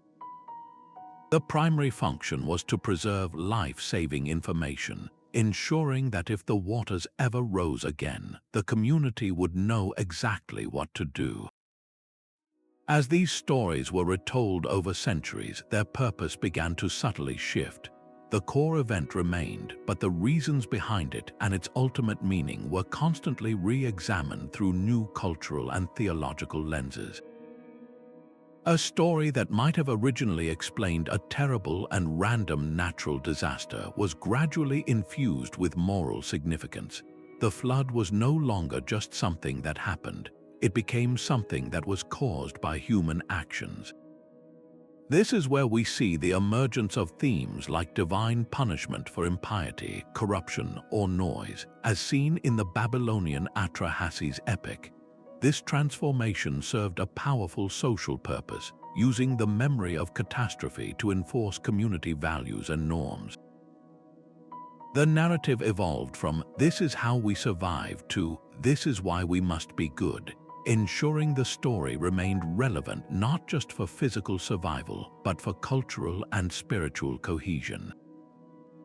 A monumental leap in this evolutionary process occurred when these oral traditions were finally committed to writing and incorporated into foundational religious texts. Being written down granted the stories a new level of permanence and authority, freezing a particular version in time while simultaneously guaranteeing its survival for millennia. The inclusion of the Noah narrative in the Hebrew Torah and later the Christian Old Testament elevated it from a local tale to a cornerstone of a global faith, ensuring its dissemination across continents and cultures. Similarly, the story of Manu found its authoritative form in the Hindu Puranas. This scriptural sanctification made the stories untouchable in their core elements, but also opened them up to endless interpretation and commentary by theologians and scholars, each adding new layers of meaning and ensuring the narrative continued to speak to changing times. The artistic impulse then took these sacred texts and translated them into a universal language that could be understood by everyone, regardless of literacy. Medieval painters depicted the chaos of the flood and the serenity of the ark on church walls and illuminated manuscripts. Renaissance masters like Michelangelo infused the scene with profound human drama and divine power. Centuries later, composers like Benjamin Britten would capture the same story in music with his dramatic noise flood opera. Each artistic medium amplified the emotional impact of the story, emphasizing different aspects: the terror of the storm, the faith of the survivors, the promise of the rainbow. These artistic representations ensured the flood narrative remained a vibrant part of the cultural imagination, moving beyond the pages of holy books and into the collective consciousness through sight and sound. In our modern era, this evolutionary chain continues with relentless creativity. Filmmakers have been particularly drawn to the epic scale and inherent drama of these ancient stories. From the grand biblical epics of Hollywood's golden age to the computer-generated spectacle of contemporary cinema, the flood myth provides a template for exploring contemporary anxieties about environmental collapse, divine judgment, or technological hubris. Authors have deconstructed and reassembled the narrative, writing novels from the perspective of Noah's wife or setting the story on a spaceship. Each retelling, whether faithful or radical, proves the story's incredible plasticity. It can be a vessel for environmental warnings, a critique of fundamentalism, or a simple tale of adventure and survival, demonstrating that its core themes of catastrophe, hope, and renewal are perennially relevant. This endless adaptation is the ultimate testament to the power of these ancient stories, proving that a narrative first forged in the trauma of a forgotten disaster still has the capacity to captivate, challenge, and comfort us today. What's truly fascinating is that these ancient stories of survival were far more than just spiritual parables. They were among humanity's earliest and most practical science textbooks. Woven into the dramatic narratives of divine wrath and salvation are incredibly detailed observations of the natural world, representing a form of proto-scientific thinking that would lay the groundwork for future discovery. Take, for instance, the meticulous instructions for building the survival vessel. In the Epic of Gilgamesh, the god E doesn't just tell Utnapishtim to build a boat. He gives him precise mathematical dimensions, specifying a perfectly cubical design with walls 10 dozen cubits high and each edge 10 dozen cubits long, divided internally into 7 decks with 9 compartments each. This isn't a random, fantastical description. Naval architects and historians have noted that a cube is actually one of the most stable shapes for a craft designed not to sail anywhere, but simply to float and survive immense waves. The internal subdivision into numerous small compartments is a brilliant stroke of maritime engineering, creating countless bulkheads that would prevent a single breach from sinking the entire vessel. This level of specific technical detail reveals a deep and practical understanding of buoyancy, stability, and material strength, knowledge that could only have been gained through generations of careful observation, experimentation, and accumulated experience with boat building on the treacherous Tigris and Euphrates rivers. This empirical knowledge extended far beyond simple construction. The recurring command to seal the boat with pitch, found in both Mesopotamian and biblical accounts, is a direct reference to one of the ancient world's most advanced chemical technologies. Bitumen, a natural form of pitch, was gathered from seeps and pits across the Near East and was known to be completely waterproof, incredibly durable, and perfect for caulking the seams of reed and wooden boats. The instruction to apply it inside and out shows a sophisticated understanding of its properties and the need for complete protection against a long-term soaking. Furthermore, the focus on gathering and preserving seeds, as seen in the Hindu story of Manu, demonstrates a profound grasp of botany and ecology. The storytellers understood that saving human lives was only half the battle. True survival meant preserving the entire agricultural foundation of society. This required knowledge of which plants were crucial for food, medicine, and tools, how to store their seeds to maintain viability, and how to restart the complex cycle of farming from scratch. This wasn't just a divine command, it was a coded lesson in biodiversity, food security, and sustainable planning, born from the harsh experience of previous famines and disasters. Perhaps the most significant scientific contribution of these myths was their role in fostering a systematic, evidence-based way of thinking about the environment. The famous motif of sending out birds to find dry land is a perfect example of the scientific method in its most fundamental form. It's a story about hypothesis testing. First, Utnapishtim and Noah release a raven. The raven, a carrion bird, finds plenty to eat on the floating carcasses and does not return. This provides data. The world is still full of death and the water is not receding. Next, they release a dove. The dove, a bird that feeds on seeds and insects found on dry land, returns because it finds no place to perch. This test confirms the hypothesis that land is not yet available. Finally, they release the dove a second time, and it returns with a fresh olive leaf. This new piece of evidence allows them to form a new, more accurate hypothesis. The waters have receded enough to expose the tops of trees in the valleys. The story beautifully encapsulates the process of observation, experimentation, and conclusion based on gathered evidence. It taught listeners to pay close attention to the natural world, to interpret animal behavior as a source of critical information, and to make careful, incremental decisions based on the best data available. Ultimately, these flood narratives represent a crucial bridge in human thought, a point where practical, hands-on knowledge began to merge with a broader, more philosophical desire to understand the cosmos. The people who first told these stories were trying to do more than just record an event. They were attempting to create a unified theory of their world. They sought to connect the observable, physical facts of a devastating flood, the mechanics of water, the design of boats, the needs of animals, with the immense, unanswerable questions of why it happened and what it meant. The flood was a natural phenomenon that they could observe, measure, and prepare for, but it was also a cosmological event that they explained through the will of the gods. This integration of the practical and the metaphysical is the very heart of early science. It was an effort to bring order to a chaotic universe, to find predictable patterns in both the behavior of nature and the intentions of the divine.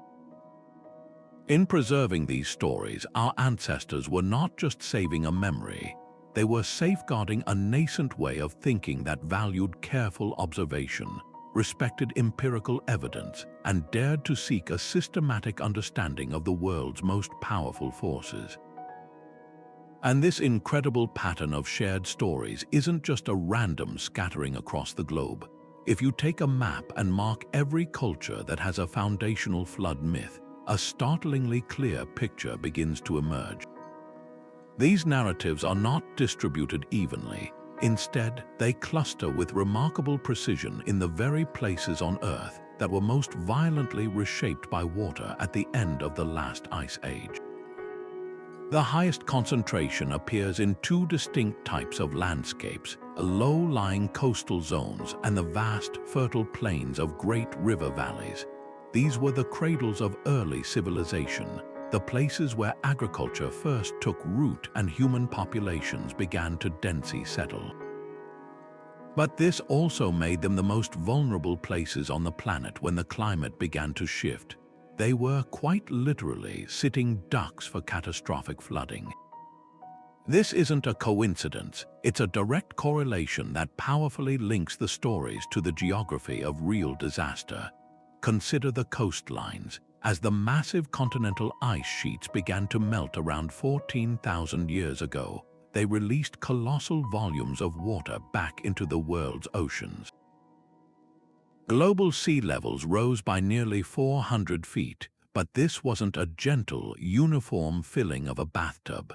The process was erratic, punctuated by sudden, dramatic meltwater pulses that could have raised sea levels by several feet per generation. For the hunter-gatherer communities living on coastal plains that are now submerged beneath the sea, this was an existential crisis unfolding in slow motion. They would have witnessed their hunting grounds, their freshwater sources, and their sacred sites gradually, and sometimes suddenly vanishing beneath the waves, forcing a constant, desperate retreat inland. The oral traditions of indigenous Australian groups, for instance, preserve incredibly detailed descriptions of coastlines and islands that were drowned over 7,000 years ago, descriptions that have been confirmed by modern marine archaeology. Their flood stories are literal maps of a lost world.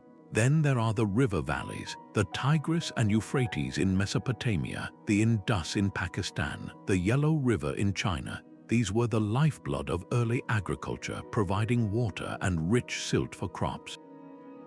But they were also terrifyingly unpredictable. Fed by snowmelt from distant mountains, they were prone to catastrophic flooding, especially during periods of climatic instability. A series of unusually heavy spring rains combined with rapid snowmelt could unleash a wall of water that would burst through rudimentary levees and inundate the entire flat plain, drowning villages and fields under churning, muddy water. The archaeological record at places like and Shurapak shows clear evidence of these devastating inundations. For the people living there, their entire world, their very civilization, was literally built on a floodplain.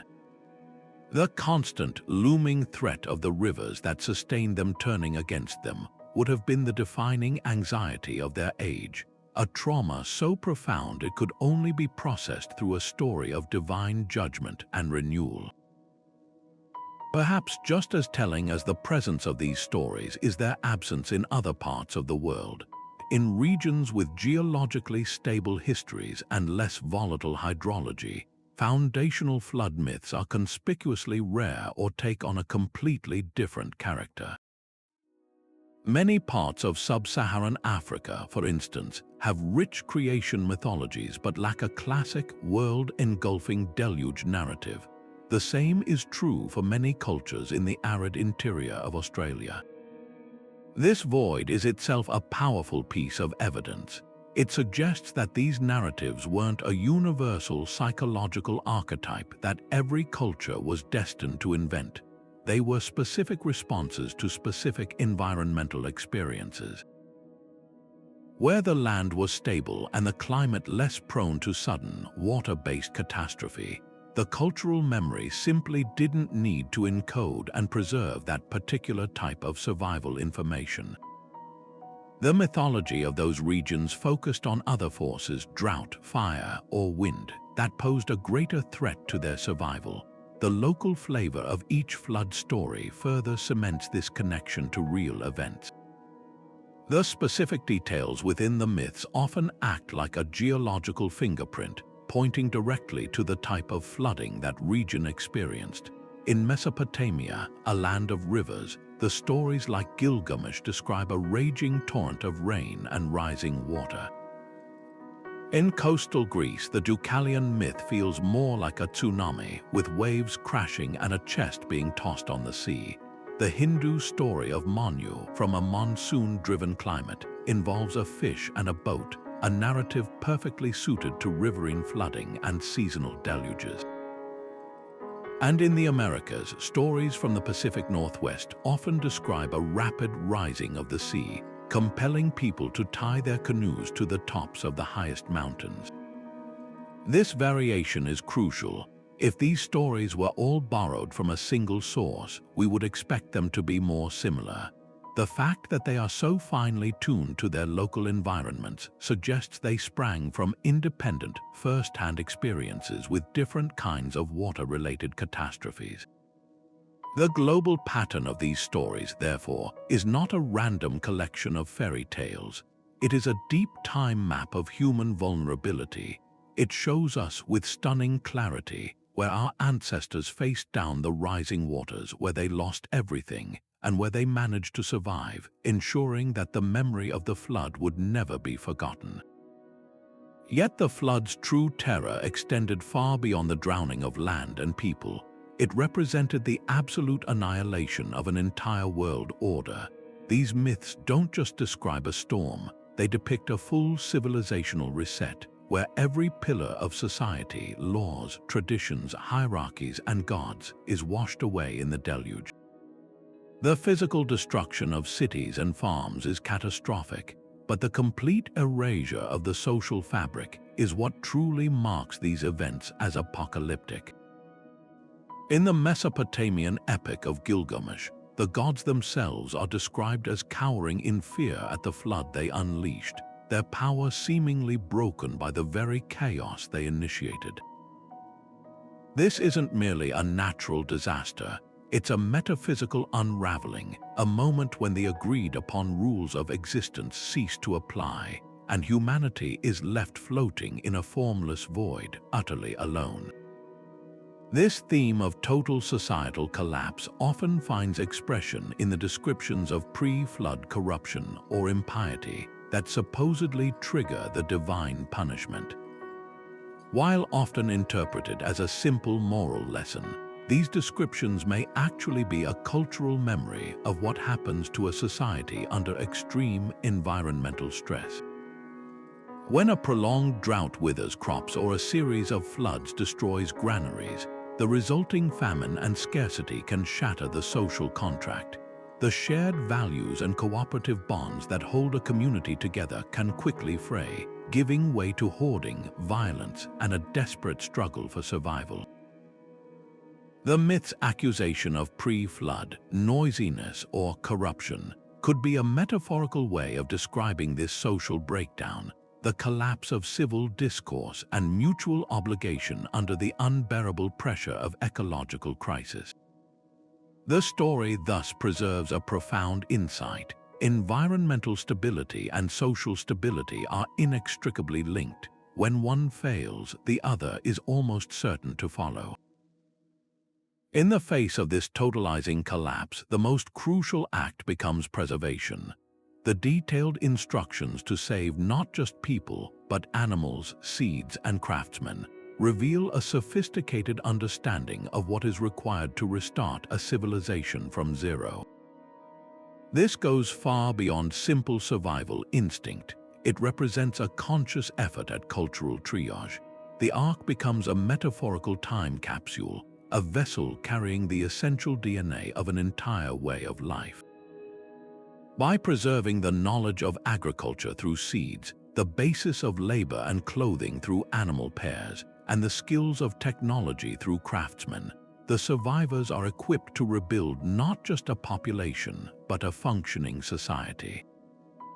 This emphasis shows an acute awareness of civilizational vulnerability, the recognition that all human achievement is fragile and can be lost in a single generation if its core knowledge is not deliberately safeguarded against catastrophe.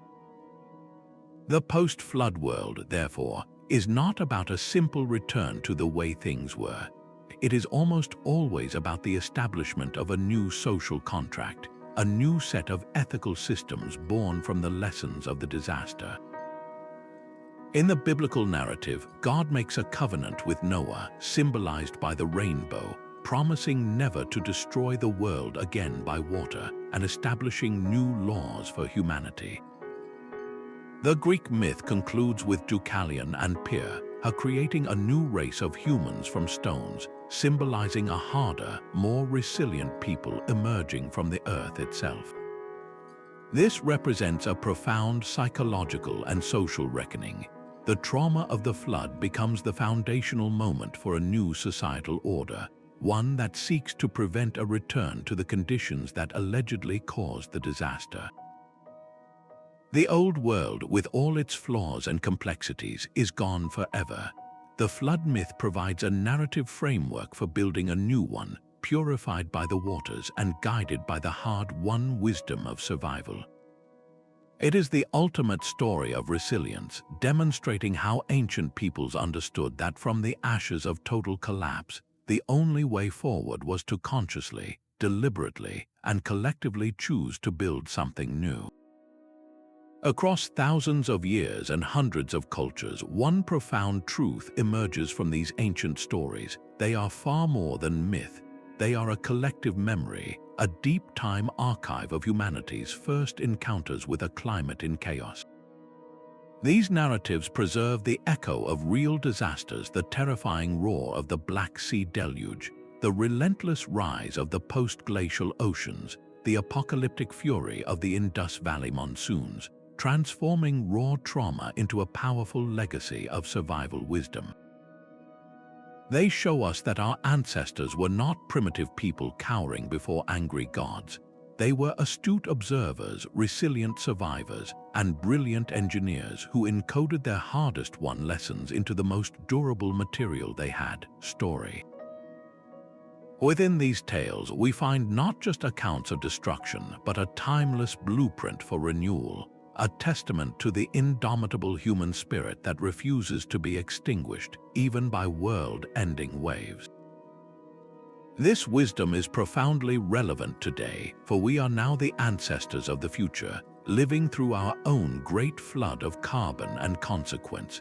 The scientific warnings of our time are the modern equivalent of the prophetic fish whispering to Manu or the deity warning Utnapishtim to build an ark. The message is the same: a cataclysm is coming, prepare. These ancient stories teach us that the solution has never been to dominate nature, but to understand its rhythms and adapt with humility and ingenuity. Just as you, the great, tamed the waters not by fighting them, but by working with their flow, our path forward lies in aligning our societies with the planet's systems, not against them. The myths compel us to look beyond short-term survival and become the stewards of a new renewal, preserving the seeds of knowledge, biodiversity, and cooperation that will be needed to rebuild in the aftermath. The enduring power of these stories, passed down for over 7,000 years in some cases, is their ultimate testimony. They were preserved not because they were entertaining fictions, but because they were essential. They contained information so critical for survival that cultures wove it into the very fabric of their identity, ensuring it would never be forgotten. That alone should give us pause. In our age of digital abundance and instant information, we risk losing the long memory that these oral traditions so fiercely protected. The flood myths remind us that some knowledge is too important to be stored on a server that could fail or in a language that could become obsolete. It must be written on our hearts, repeated in our ceremonies, and embedded in our most sacred values. They teach us the profound responsibility of intergenerational memory, the duty to pass on not just what is convenient, but what is crucial. Let these ancient voices rising from the depths of time serve as both our warning and our guide.